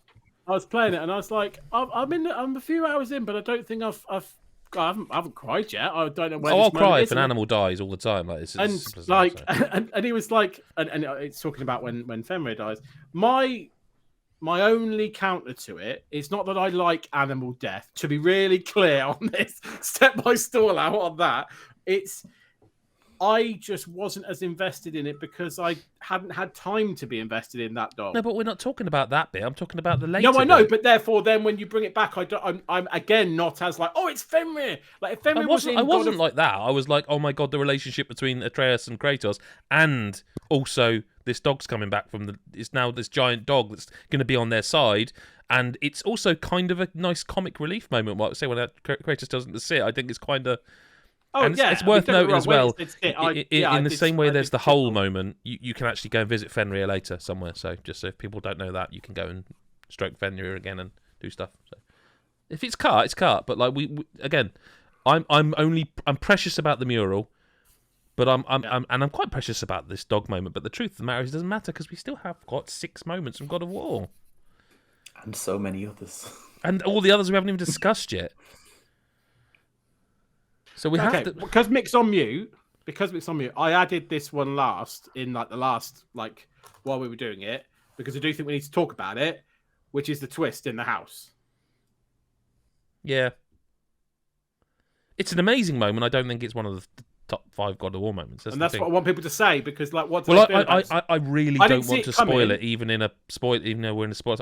No one saw it coming. It's brilliant. No, but and it also annoyingly made me second guess every character interacts for the rest of the game. But yeah, it did. But like, yeah, I feel like we have to mention it in moment. That's why I went to add it. But we Yeah. are. Yeah. But I don't think compared it's to everything else, it's not. That's what I'm asking because it could be a Not cut, for me. but I feel like I think it's a cut. Agree Yeah, that. I think it's a cut. What do you think, Chris? Yeah, I mean, I want to keep the hole because if I have to defend it, I'll defend it. And I think on a technicality, that's unfair. Well, we're down to 5. I was only. I agree with you, but I'm only doing that because I've got kind of way forward. We've got to. I just think it does. It just highlights the quality of the writing. Yep. And the like I said, it reminded me of the Dead Man's Gun moment where it's like you had almost forgotten. Well, you had forgotten that riddle, and then suddenly it's like there, and you're like, so much as well. It felt like someone punched me right in the heart, and it's like, oh, and it was just the relationship in the first game is never really explored. Yet in this, it's like it's almost on a similar level to Atreus and Kratos to somewhat. Like the story arises about him losing Brock and bringing him back to life, but Brock doesn't know that he had to do things to do that. And then Brock just casually running around Svartalheim with you and Mimir, and then you're just talking about riddles, and he's telling riddles. He tells one about a running nose, and then he says, "What gets bigger the more you take away?" And you just kind of dismiss it, and you forget all about it. And then at the end, after the funeral of Brock, Mimir just says a hole, and you're like, you kind of think, oh shit, and then he says, what gets bigger the more you take away, and it's just like just hits you. No, it really hits you, being punched in the heart, and it's just, and then you think what that represents, like with Sindri and the fact that there's now this massive hole in his heart because he's lost his brother, and it's just. He can't do anything else again. He can't save his brother again. I like to, let me ask a question. Is anyone but me fighting for the dog moment? I'm like, I could go either way on that one. If there was a vote, I wouldn't know what I'd do. But because there's so many God of War moments, I kind of feel like I almost have to say maybe What if we not cut? too hard. What if we cut the battle and the dog moment, and then we go and talk about the others and see if there's. I kind of thought the same thing. I think all the others were much more like. Well, Someone to me, was it sounds fighting like the so battle's hard. cut. To me, it sounds like the battle's cut, and then it's between the dog and the When We're Apart. If I'm honest with you. I would be, like I say, for me, When We're Apart is my moment of the year because of how it emotionally affected me. So I obviously All right. am going to not want that. Let me posit a change. Let me posit a solution. We cut the battle. Sorry, Chris White. We cut the battle. We cut the dog and When We're Apart, and we put God of War Ragnarok's Helheim section in. Because I do think, as long as that is, from the moment you have like the boss fight to the resurrection to the When We're Apart, that section stands out to me as one segment that is just like, fuck me, that I bit's agree with good. that. And that is a moment, because I didn't play it in 2 sittings, I played it in the No, moment. I played it all the way. Yeah, no, I did. Yeah. So would that solve... It doesn't mean it'll win it, but would that at least It get makes the it number easier, doesn't it? down? Yeah. But if I would... And I do think now we need to start talking about some other games because I feel Yes. like what's happening here is we're being brutal on this game, and there's some other things on other games that are still easier Yes. cuts. Helheim with an E. How do we get One Mate L. back? Yeah. Hey, he's back. I think we're done for now. Are we? Well, are we cutting the battle or not? Because we don't Yeah. have to. We've got. No, yeah. I think so. I think I wouldn't fight for it. I'd rather keep the whole. Okay, right. Let's move on. Yes, sorry. mate. No, sorry. No, I was just gonna say there's some easy cuts, so go for it. Yeah, I was gonna cut it because it is like just a few seconds long, but it's the spinning room from the Callisto Protocol. Yeah. Yeah. Yeah. It is a very cool moment, but it is, and it's just it's very inventive with how it kills the creatures. I've never seen anything like it. No, and you can obviously shoot them, stab them, rip their heads off, whatever. But you can utilize when you're done again.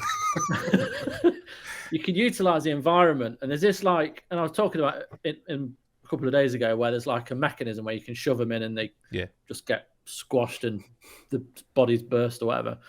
There's like this one contraption in the middle of a room, which is like a spinning mechanism, and then it's got like pipes like all around the top of it. It's like a tubular thing.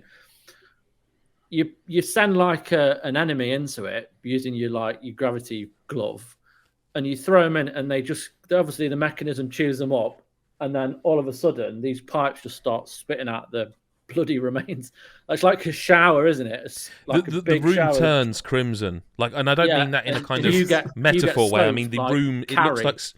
You know, like when you ever seen that joke where someone puts a pair of red pants over a lamp, and it's like that. Like the whole room just changes to a hue of. Has to be crimson. pants for you, doesn't it? No, it's just, and it's like it is.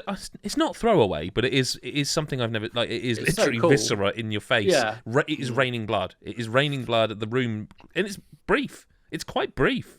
Briefs. Pants. Briefs over Brief a lamp, pants. but it's But it's cool. Yeah, it's cool. Can I just quickly point out? I want to ask a question. Rainbow Six Extraction. We've got playing as a full team. We're nailing it as a 3 stages exfil, and we've got Rainbow Six Extraction. A successful rescue. Yeah. They're kind of both the same if you just say complete the mission, aren't they? No, well, I think the rescue is kind of saving someone because they were down. Oh, I didn't realise you were. I'd been muted completely. I didn't realise you stopped talking about God of War. Yeah. But I also, there's no way both of them are ever making it. So we have. I don't think either are Are actually. you talking making about it. Rainbow Six? Yeah. Rainbow Six, Yes. Yeah, I was gonna. That was what before we got onto God of War. I was going to suggest that both of those were kind of very similar. Very similar. they are. Different And outcomes. also that, again, they're very specific to playing with friends because I played this a lot without you because I was reviewing and whatever. It's not so great when you're doing it because you've just dragged some twat. I know you had issues with me playing, but when you're dragging some rando you don't know through the stage because they keep the two players were better.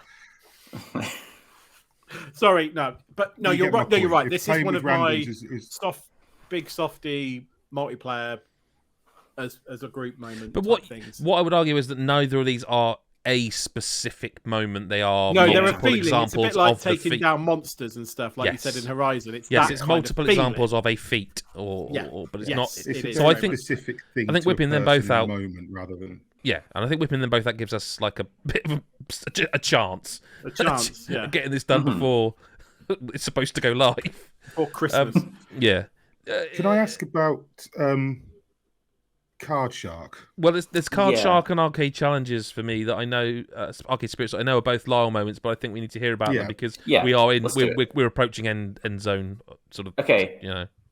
Card Shark is the one I'll fight for less, so I'm going to do that first.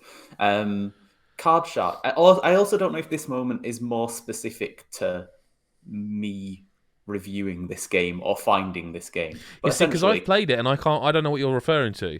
I'm basically referring to when you play this game, it's about cards. You're about to start playing it. And it's not about like that you are playing card games. It's literally a game about basically doing like magic tricks and cons. So it's kind of like my discovering Nintendo Switch Sports Football was Rocket League, sort of like thinking. It's like this moment. Good parallel.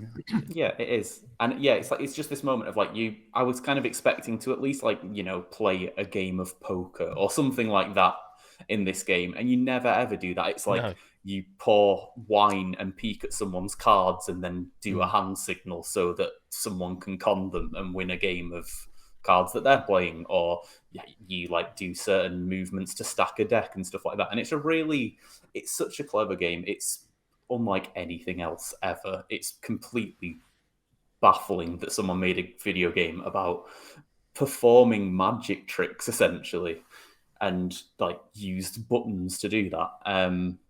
And it really did blow my mind that was just what I was going to be doing in this game. It probably doesn't quite fit the list, and No, it's similar to the list. It is anyway. Like, damn. But yeah. Okay. Okay. Now Arcade Spirits is the one I'm going to try to cling on to as long as possible with my grasping skeletal hands. And it's a moment I talked about on the main podcast when I talked about Arcade Spirits, where there's a character in Arcade Spirits who has a spinal cord issue, so has issues using their legs, has to sit in like specialized seating. And when you first meet them, they're playing a arcade cabinet of like a racing game, but it doesn't have the pedals. It's like a specially modified version that's just the steering wheel. So, and when you meet them, you have the choice of how you're going to basically, what the first thing you're going to say to them is, and right up at the top of the screen immediately flashes up, no right answer. And you're given 3 options of like awful things to say to basically to a disabled person. And my partner's disabled, so this has a special place in my heart of like, I understand this. I've heard all of these said and more. But it's like your options are either like, oh wow, it's so inspiring that someone with your conditions can do this, or oh, it must be so much easier playing without the pedals, and all these different like these 3 options that are basically like, don't fucking say that.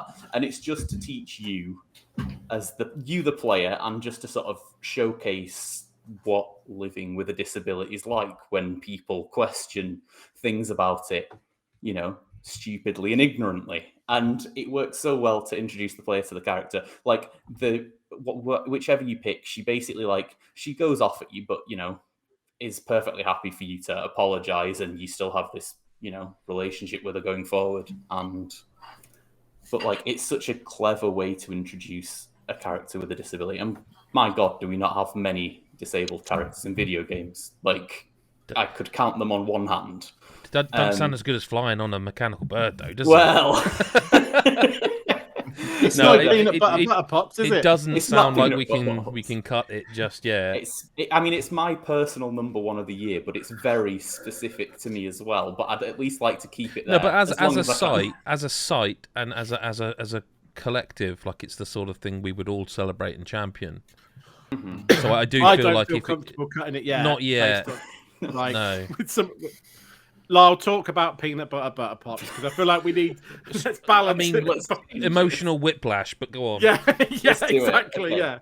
So, quite early on in the quarry, one of your characters finds a box of like sort of discontinued snacks, I guess, in a locked room in the like, I think it's in like the camp shop or something. It is, yeah, the camp. And they're called peanut butter pops, and they sound, delicious. Obviously, they've got peanut butter in the name. They're probably great, but the character like gets really excited about it. He's basically like the goofy jock character, and he's great.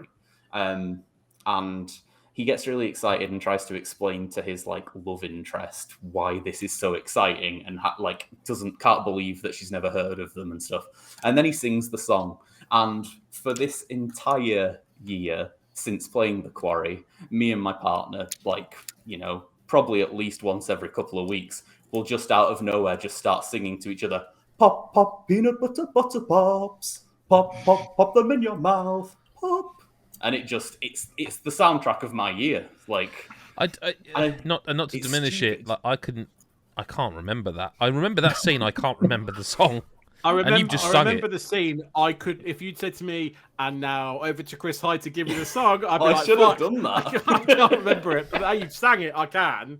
Yeah. Because obviously it's when he goes back to camp and like Nick does it with him and stuff like that. Yeah, as well, and it's just a stupid thing I put on the list, and I wanted to say it, and I wanted to sing it again. And we're all glad that you have. But it's I it tell you, can go. It's fine. while you're on it though, right? If you added tits to the next one, that would be like my favourite sentence. just a favourite sentence. I don't remember what this is referring to. So the Quarry's werewolf blood explosion. I don't remember that. So Like, there's basically just the idea that a werewolf's blood has exploded. I wanted that. And it's a Lyle moment again. I'm really into Lyle's moments this I year. kind of agree with him. Whether it will make the top 5. Don't Yeah. try and steal the limelight. I like Lyle now. Okay, sorry. Yeah, Look, entirely I'm I'm not. I've nothing to do with it. Look, I don't want to be that guy, but we've still got 10 here, so we're gonna have to start getting a bit vicious. I think, are. like in terms of like the 5 best moments of the year, and I can't remember it. So what's this bit, and does it stay? So basically, when you sort of have when you experience the first werewolf in the Quarry transforming into a werewolf from one of your characters, essentially, the way that they transform into a werewolf isn't, how I've experienced it in any media before, because essentially, as they turn into a werewolf, just the entire room explodes with blood from their body, and it's so visceral. It's such a moment of like, shit, this has happened. Like, I am in this moment. This character's like seems like they're ill and might be dying, and then all of a sudden the room explodes with blood, and it's very Character is it? I genuinely cannot remember this. They all turn into werewolves. No. I mean, Depends that's what choices you make, Nick. Yeah. Because there would be blood Oh, I everywhere think all the I time, think sure. I remember. I think I do. I can't remember his name. Is it Nick? Is I it think Nick, I the remember. character Yeah, with no, the- I do remember blood. it now. Yeah. Werewolves, probably. yeah. Top And 5. maybe not top 5, but it certainly stuck with me. It's something that I remembered after playing it, and it's just like it's the That moment. Nick in the moment game is that- intense. As Yeah. well. And If it's not a top 5 though, but I don't think it's top 5. I mean, No, probably not. it is. I think we're getting down to. I think we should still give some of these a little bit of airtime to at least talk Yeah, about absolutely. them with one breath Absolutely. before we say, well, it's not top 5. But no, that one isn't going to make No. the we are down to What about 9. the Which I Xenoblade? feel I know. like we're in single figures now. Yeah. We're sailing. We I'll are. offer a cut. Yep. Right. Xenoblade Chronicles 3 Birth. Mhm. I'll talk about, and then I think we cut it compared to the rest on this list. I added this one. I do have to spoil a little bit to say why it's on here. Basically, the main protagonists in this game, so your group of 6 and a load of other side characters as well. Their lifespan in its entirety is 10 years, right? And they just live for 10 years, and after 10 years they die, unless they die before that in battle, right? That's literally the setup, and that's literally everything in their life. So that's just the way life is. In life, you just have 10 years and then you die. And there's a moment where the party go to this area on the map of, I guess, what is essentially normal humans that have birth, marriage, and death, and they, as a group, they witness a baby being born, and they've never seen this concept of a baby being born before because that's never happened in the way that their kind of lifespan is set up, and they certainly don't ever see people getting together, having sex, and giving birth because they're going to have 10 years and stuff. So that doesn't happen. So the whole kind of concept and the kind of like emotional kind of dump of the realization of what birth is, and then seeing a baby born, and then there's the whole holding on to the baby's like little finger, and it's very well done. It's very emotional, and I'm a really big sucker for like babies and birth now ever since I had Matilda. Well, not me personally, I didn't have Matilda. I'm not like Arnold Schwarzenegger, but like it was a very emotional moment. It does not make top 5, but it is one of the most wholesome moments of Xenoblade Chronicles 3 because it's just a lovely positive moment when they all kind of see this lovely thing, and it does play on to other parts of the story in terms of what could be, but I won't spoil that because there's no point. Well, but let me ask you a question just very briefly about totally changing tangent because we still have another Xenoblade moment to talk about. I just want to ask a question. It's sort of playing on my mind here, just with a view to getting into some closeness to a 5. There's no way Plague Tale's ending is being cut off this, correct? It's so. I hope not. There are two moments this year where I cried. No. Honestly, we don't have to talk about it yet. The reason I asked is purely because if the answer is no, it's not getting cut from at least 2 people, which it clearly is. Horizon Forbidden West can't make it. Like it stayed here for a while. I don't think it can. It's one of those that the longer we talk about the other moments, the less emotionally impactful it feels. And while I still think it's a great moment, it literally can't make it at this point. So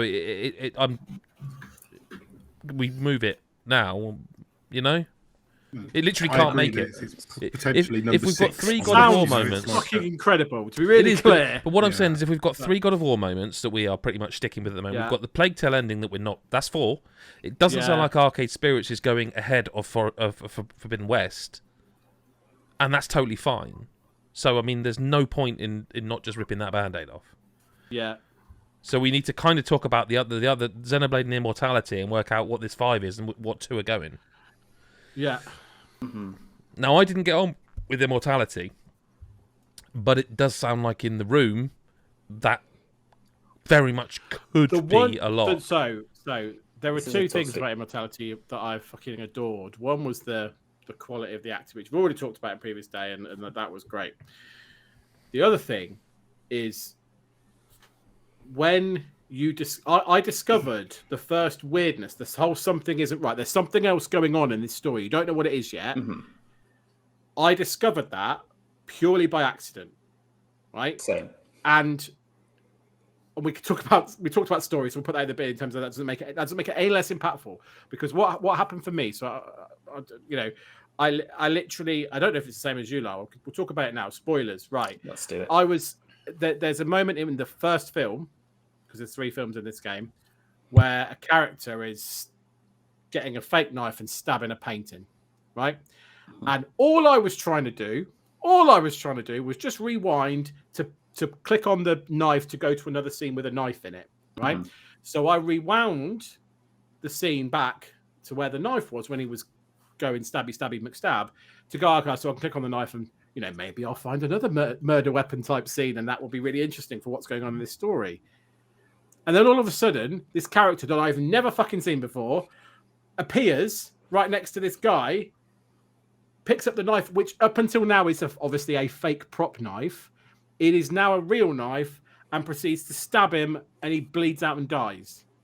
And then she licks the blood off his knife and you're like, I was like, jaw on the floor. I was like, what the fuck have I just seen? So the question is that the same moment that... Right, that's what I suspected. It's not. So we're not even talking about the same moments. No, but we're sort of talking about the same, discovery of it being weird. But I do also know what you mean. No, and this is where we may make a decision that is... But I do want to be really clear. For me, that moment in gaming this year, I'm like, holy fuck! Like, what? I don't think I got the payoff that I wanted at the very end, which we talked about in the story. Yeah. But But what I'm saying is your moment you've described as something isn't right is not the moment Chris White was shaking his head, and is not the moment that Lyle thought was on this list, which does make this very, very difficult. Are you talking about gun, Chris? Right, so that's a totally different thing, I'm guessing. And mine's different as someone well. dies, different murder weapon. But looking up things about it just so I had some knowledge and didn't just have to go, I ain't got a clue, because I've played not a lot of this. No, I mean this conversation the gun stuff will come is up what I thought.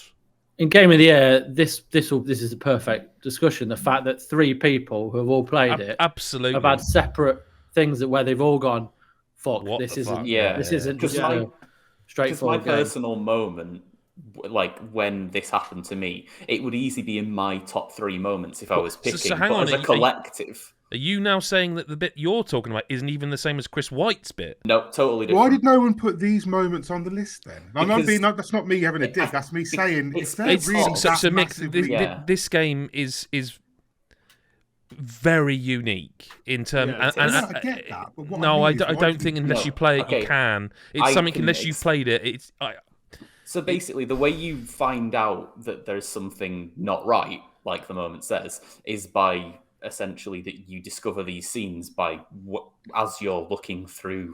Do you know when you pixel hunt in a point and click game? I know what I'm saying is why didn't somebody put because they're completely their moments you could completely not find the same moment. But I also think it's because the first time you see this happen is infinitely more shocking. Like I have seen the scenes the scene that Chris Hyde described. I saw it, but I saw it after I'd been looking for 2 hours at different things like that, so it wasn't impactful in the same way because I knew that was the sort of thing that was happening. But when I first there were multiple this, moments. There were multiple moments. What I'm saying is, no. To be really clear, that's what we're saying. Listen, right? The reason why it's impactful is not the moment itself. It's the first time you realise something is just completely wrong and completely not what you're thinking is going on.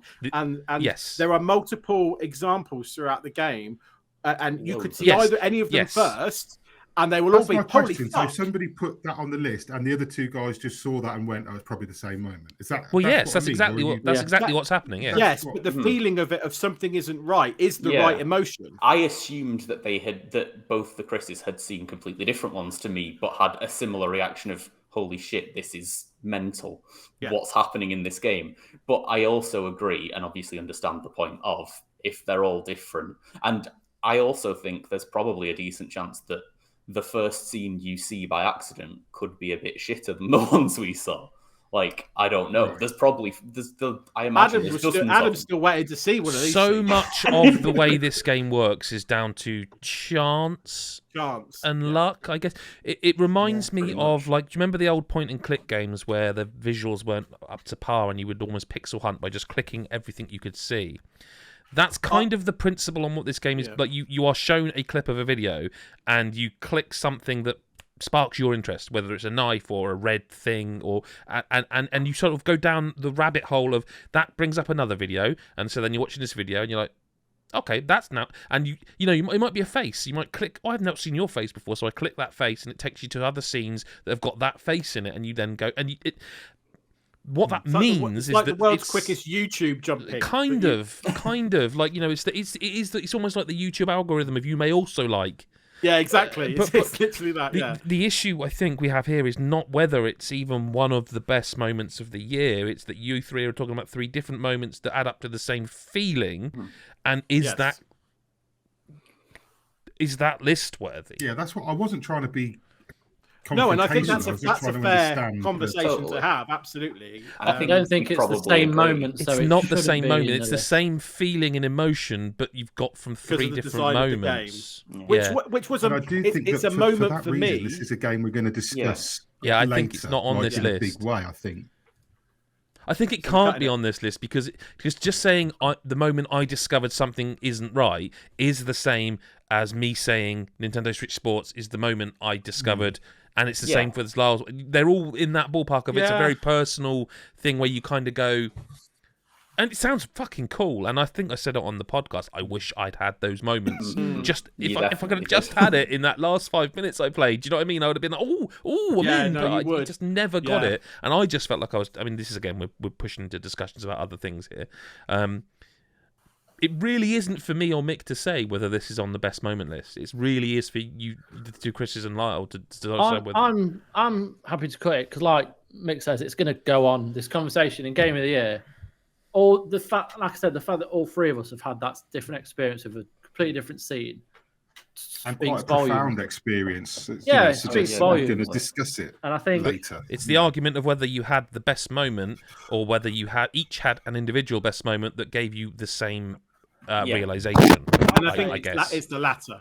And Yeah, I think, okay, therefore, it goes. It just doesn't. But it fit should be the applauded. classification. absolutely. Like I Definitely. say, I wish I'd had it.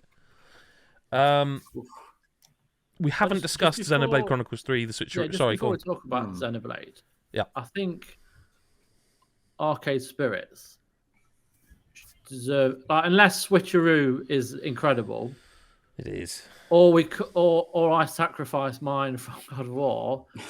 I think the whole point of these best moments are a lot to do with our personal experiences and our personal attachments to them. Yeah. The only And thing I- I would say is if we let Arcade Spirits in because of certain reasons, we're kind of doing what they ask you not to do in the game of changing how you feel about something because you feel bad for someone who's disabled. Oh no, That's it's very so profound. intelligent. Am I wrong? No, you're not. Because none of I'm us thinking experienced it more- by Lyle, and we're all Lyle nice mentioned- guys. Yeah. And no one wants to be like, yeah, I know it really but meant it's a lot not to you and that. your It's partner's not that. It's- disabled, because it that's could have almost been- a bit like going, oh, yeah, all right. And I don't want to be patronising. I'm not being patronising. I'm being no, but I respectful am. of an opinion that, like, I don't know what it's like, and No. I've not had. There's not been a game where it's been entirely personal about something very specific in my life, where it has for Lyle, and I think that's quite important. But And the let me fact- ask you a question. If that Dragon Cancer came out this year and I said I wanted to keep it on the list for reasons I'm not going to get into that are bleak on this podcast, but none of you agree with it, you'd do the same thing, wouldn't you? I You'd be don't like, think well, we would as people, though. I don't think that's who we are. I think it's exactly who we are because we're all really nice and don't want to upset anyone. That's No, I mean, Here's I don't. what I'd think we suggest, just- right? Here's what I'd suggest, and this is just me being probably not blunt, but this is just me being. I kind of agree with Adam to a certain extent, but also I think where I play in, like this is about the best moment of the year. So you could probably argue that if I played any of those moments in God of War, or certainly the Plato Requiem, even some of the things we've already cut, we would all have a similar feeling. Like, for example, the bird in Horizon Forbidden West. yes. I'm not going to speak for everybody, but if I was playing Arcade Spirits and New Challengers, that moment would not land on my list because I do not have. So while, yeah, there are going to be people that are affected by that, the same way Lyle was, the same way many other people will be. The list that we're discussing, I think the other four of us would probably ghost right past that. This is another very personal I one where we're wouldn't, talking purely about being- because my wife works in a job where she looks after people with disabilities. Well, again, So she's described experiences similar to what Lyle has said as in this game. Like she's often I think- relayed I'm stories to trying me. not to belittle it because it's not something to belittle, so I'm not doing that. But what I mean is, it's a very, very personal thing to a very, very like one part of the group, as opposed to it being that's a moment. But that's what I'm saying. That's why I was suggesting that if we just say it's definitely there, it's on the list, I feel like what we're doing is the message. And Lyle, you've played it. I could be completely wrong, and tell me I'm wrong, and I'm fucking. That's great. I'll learn. But the message I got, I remember when you talked about this on the normal podcast, was that people who with disabilities don't want to be treated like they're kittens. They want to be treated like they're just normal people, like without disabilities. They just want to be spoken to in a normal manner. They don't want to be given like special treatment and like I say, my wife used to relay stories about when she would be with the people she cared for, and you would see people staring and stuff, and it's horrible. It's a fucking horrible world we live in sometimes. But I feel like to say, and so we're going to put this on the list because we are nice people, is kind of doing that. I understand that, yeah, and I'm also I'd say it's more than just that in the Yes. game in terms of Yeah, I like, mean, I haven't played it. I should say I haven't Yeah, played it at all. totally. I'm only Like- going from what you've said to me. like it's not necessarily just it's also don't ask, don't say like Yeah, like stupid shit to sometimes people disabled don't want to people. talk about their Yeah, disability as totally, well. Like 100%. sometimes people, if you live with something like that, it's Mm-hmm. fucking hard and painful, and sometimes you don't. I can relay that slightly to what, like, I had a discussion with my mum about it, and that it's always coming up that she's suffering from cancer, and we had a discussion about, like, you're more than that. You're not Adam's mum who's got cancer. You're more than that, and sometimes it goes either way. But sometimes, do you know what I mean? Like, Yeah. you're a person. You're not defined by this thing that you don't have any say in. You could be from birth. It could be like with my mum who's got cancer. I'm not equating cancer to disabilities, just to be clear. I'm just saying there's things you don't have control over in your life that doesn't have to define you as a person. And I don't even know where I was going anymore. I've had 4 rums. I'm also not telling you that I think it gets cut. That's not my point. My question is that of the ones on this list, is that a very, very personal thing compared to the others? I'm not saying that's necessarily bad either. I'm just offering a counterpoint to. Yeah, it's. Yes, we I'm put not it gonna on lie, there because it's a fucking tough one, isn't it? Like, I mean, it is. And I don't know anything about Xenoblade, so for me, I mean, I could just pop that one off easily. I mean, but it's I don't categorically know it, the only one on this list with a single person fighting for it, I would say. yeah. Oh, I think so. Right. Yeah, me and Adam Yeah. were both going to be saying about Xenoblade. So, and we've already talked at length about God of War and that, they're the ones we landed on as a group. And then me and Mick at least for Plague Can we Tale. just be clear about the Plague Tale Requiem, the ending? Are you guys talking about the very last, the very ending? Like, I'm talking about Amicia and Hugo. okay, I don't think Mick is, unless I'm wrong. I was encompassing pretty much from the minute I stopped playing on. So the Amicia and Hugo stuff is what had the gut punch for me. Right. Yeah. But then that little moment at the end, which was almost like a post-credit scene. Like, I love the little bit where Amicia's in the valley and it's all nice and quiet, and she's and everything is actually happy, because I wasn't expecting to get to a happy ending from what that gut punch did. But then also, you've got that little bit in the post-credit scene, which I just thought is the implications of that are quite tremendous. So No, I don't disagree. I'm just asking what moment, best. The moment is the gut punch. Yeah, is the bit where I just didn't expect to have to take that shot, and then it's the fact that you have to take it. Physically do it. I must admit, part of me wanted to not do it and just see what the game did, but I couldn't. That's I couldn't. Yeah, couldn't do it. I almost said. I did hesitate. I waited ages. Yeah, same, but I same. did not And ages to see the game would take over. But you do. I don't know. Okay, and so it's also the that's fact of how she does it almost as well is yeah. So that, it's kind of fucking horrible. Really, if I'm honest with you, like, it's horrible. Yeah. When you reflect on what she's been doing for Hugo for the entirety of 2 games, exactly, it's so right. Okay. Yeah, yeah. Getting anywhere again. No, we're not. We need to cut. We need to talk about Xenoblade Chronicles 3, and then we need to cut, and then we need to rank. So I need to understand the switcheroo thing. So Xenoblade Chronicles 3, I talked about it a little bit earlier. It's how Mio is dying. As Chris said, they have a 10-year life cycle. She's the oldest one. She's coming to the end. Nothing you can do.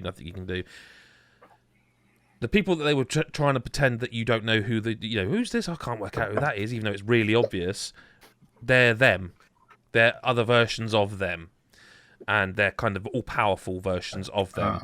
And just as Mio is kind of almost saying her goodbyes, they're in prison and like her life is coming to an end, the time is running out. This evil Mio, and who's with evil Noah, switches with her.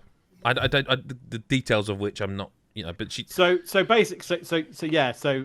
switcheroo is the fact that you think Mio on screen dies, and yes, that's a gut punch in itself, because as Adam said yesterday, in terms of the Mio, the character, and what she's been doing this whole time. She's the oldest of them. She's the nearest to her end of her 10 years. And she knows that what they're trying to achieve, the big good thing that they're all on their journey to achieve, she's not going to see the end of that journey. They're not going to finish it by the time she first, or if they do, she's not going to be around to see it. You know, she's not. But it's done so well that when it happens, you're thinking, well, something's got to happen here, because there's only 6 playable characters the whole game, and there's one of them is just about to die. She can't die. Yeah, she can't die because how the fucking hell is this game going to work? Something's going to happen, and then she does die, and you're like, well, what does that mean? Do I have fight? And then they reveal in the story they swap places, and it's just really well done. It's really well done. You do not see it. This is a game where there are really badly signposted things, and it's really obvious. This is really not. But I think where I'm at the moment with this list is that it's probably the weaker of a very strong crop. And it feels like the path forward would be to remove it. And you know what? It doesn't feel right to vote on this list. Like somehow it doesn't feel like we should be. I don't know hard. why that is. There is a piece here, and there's no easy way of saying it. There is a hard way of saying, well, no, my switcheroo moments is better than your no right answer disability moment, because it's one of those subjects. We talked about it last year with Psychonauts 2 and mental health. We did, and you know, it is one of those issues where you're like, you know, parts of them are just games, and then there's other games that kind of take in sort of issues and are brave enough to not, you know, sometimes game is escapism, right? And you kind of ignore the hellish world and the realism, and you just kind of escape. Whereas clearly what Arcade Spirits is doing is it is trying to zone in on something that isn't comfortable. Well, it clearly isn't, because it overtly goes no right answer for a very important reason.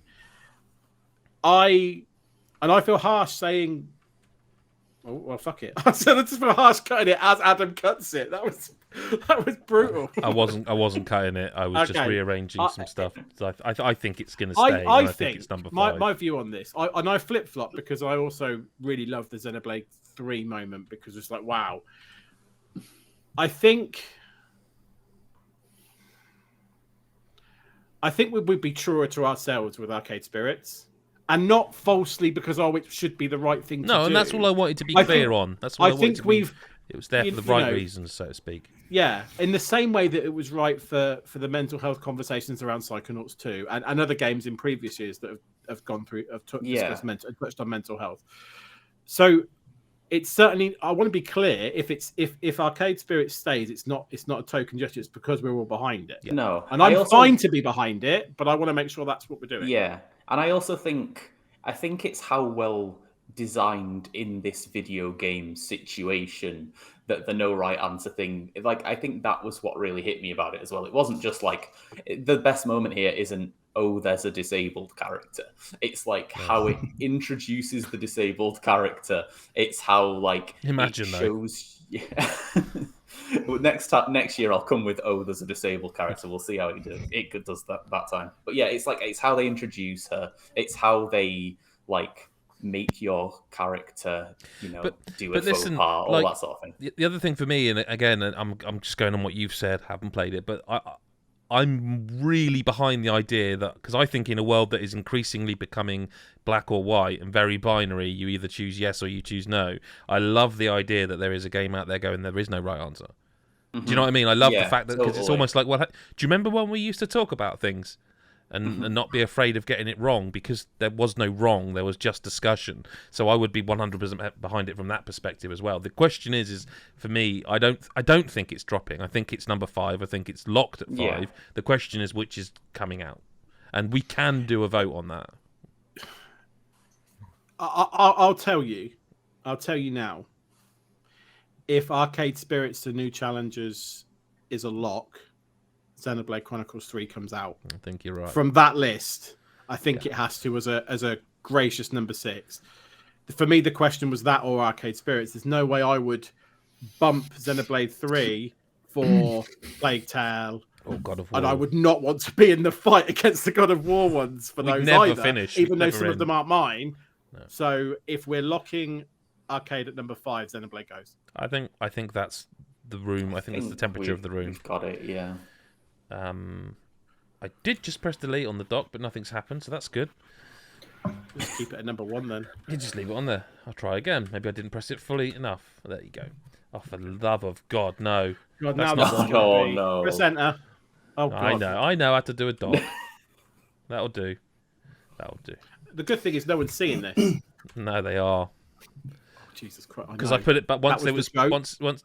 Oh right, I thought you thought because I said I wasn't showing it, and now I am. You see. Do you remember I said I wasn't? It was too long. Yeah, no, I know. Yeah.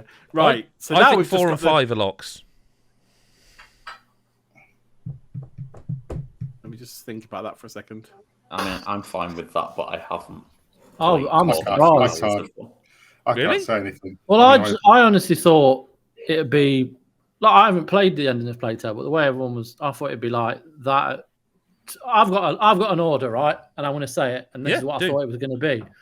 I thought we were going to see Arcade Spirits 5. Yep. I thought we were going to see Hole at 4.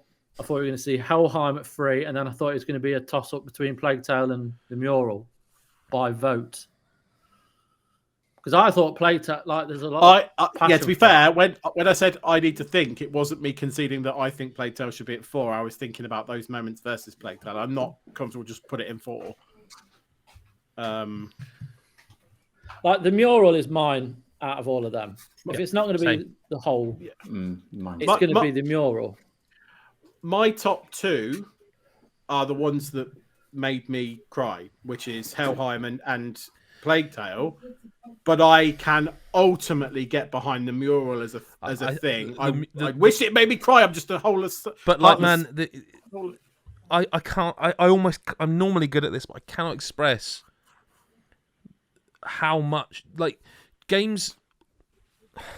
You'll get a sequel. You'll get a moment like, say, Dom in Gears of War, and it's missing. And this is like, it's Gears after this, Gears 2 after Gears 3. Like this is like a rebooted in terms of gameplay and mechanically series that has been going for Christ, what would it be, 20 years? To have the closure on Kratos as a character after, I'll have to look it up, but like, let's say 20 years. It shows I'm not such a disagreeing. commitment You to the kind of bit and the cut me in at art. the last moment. I was saying I'm not. I wouldn't be averse to the 2005. order that Chris White said. So he said, hang He on. said Mural at 1, Plague Tale at 2, Shit, I didn't do that right. Helheim at 3. Sorry, I'll let you do it. Yeah, He slower. said- yeah, so Plague. Yeah, that's it. and then get rid of the mural. That's what he said, and I actually can get behind that because my personal top 2 moments are 2 and 3, which is fine for me, and I understand what you're saying. You have more of affinity for earlier God of Wars than I do, Yes. right? So that is that, and I get that. So I can't be as much on that emotional train as you can, but I get it completely, and it's amazing. Like we said the other day, the not only the boardroom meeting when they first decided to greenlight the 2018 game, but where they've managed to take it to at the end of this one, and still make it all make sense. For me, and meaningful. I can get by. So I'm really actually quite happy with that as an order. I'm not. But I'll be honest. But if that's the temperature of the room, fun. But for me, that Helheim sequence that we are now encompassing as a sequence is. so you would swap 2 and 3. I'd swap 2 to 4th. I would, and I'd say the 3 God of War moments above it. But I like the gut punch of Hold is like. I feel like the only issue with Hole is the fact that 2 of the optional. people who've finished God of War haven't seen it. Yeah, that's the thing Why that don't you makes just- it a slight issue, Why don't you really. move a Plague Tale to 3 then? If I you believe. swap 2 and 3, Probably. I don't see I how thought Chris that is happy with that. But if he is, because it was his But moment, I'm not, but I'm also. he waits till they've done it. But okay. Yeah, but it's only me that's really championing it out of all No, of it's that. not. I'm with you. I'm Well, saying no, the same. no. I just think It feels fair, I guess, because it's an optional thing you can miss. It doesn't mean it isn't a good moment, but it feels a bit fairer, I guess. It's just hard. I wish I had seen it, to be honest. Like, I'd maybe fight. And I feel like Plague Tale Requiem. I know I haven't seen the God of War stuff, but I feel like that we've sort of just then tacking 4 and 5 on as token placements because we didn't have 5 God of War moments. Like, I feel I like think that diminishes what the Plague Tale endings But do. we did feel this like with the It Plague Takes Tale Two. ending- If the best 3 moments are from God of War, then the best 3 moments are God of War. No, Just but we I had this feel We're like- argument not all last year. agreeing that they are. I haven't seen No, I'm just No, saying. but- You're saying it so- feels. so- It would no, feel like we yeah, tacked it on. because we did it with It Takes Two It last takes year. two, I think. yeah, and we had the same discussion. It's not tacking anything on. If those are No, the best but moments, then they're the best but- moments. Yeah, but from my point of view, the Plague Tale ending is the equivalent. It's equivalent of the mural in terms of its ending of the. I mean, it's literally that's it. I mean, well, you can argue about that post-credit scene, but the culmination of those 2 games, right, and the relationships between those 2 characters, and what that means, and what she has to do, and then making you do it. Well, God, I was in bits. So that's why that's really important to me, because I was invested over those 2 games, and that moment was the culmination of that. So I know that's not completely what you're saying about the mural, but it's a similar. So if we left it as the list is right now, your thumbs up. Yeah. Okay. I'll add my thumb. Lyle is thumbs up. Mick's nodding. Chris White is sort of. Well, no, nodding. I'd already stated them. Yeah, you had. Okay. Fair play. Right, in 5th place then. Arcade Spirits, the new challengers, no right answer moment. In 4th place, God of War Ragnarok, the whole moment. In 3rd place for best moment is A Plague Tale Requiem's ending. In 2nd place is God of War Ragnarok's Helheim section. And the best moment of the year is God of War Ragnarok's mural moment. And I'm proud to say that's the end of day 4. Which means all that is left to do is to have a little break from the deliberations of what's the best this year. And tomorrow, day 5, we will talk about the most anticipated game of 2023. Formerly known... Doesn't quite work to call it the Dying Light 2 award Well, anymore, I was going to does it? say formerly known as the Dying Light 2 award, and also formerly known as the sequel to the Breath of the Wild award. The Metroid Prime 4 award. Metroid Prime 4 award is tomorrow, and then that will be a top 5, and then we will rank the 10 best video games of 2022. Thank you to Chris, Lyle, Chris, and Mick, and we will see you tomorrow. I mean, look, seriously, I'm not being funny, but if you don't come back tomorrow after listening to all of this to actually find out what the best games are, Fuck I off. don't know what to tell. Well, I was just going to say I don't know what to tell you, but Jesus Christ, Don't Fancy. want you. We'll see you tomorrow. Bye bye.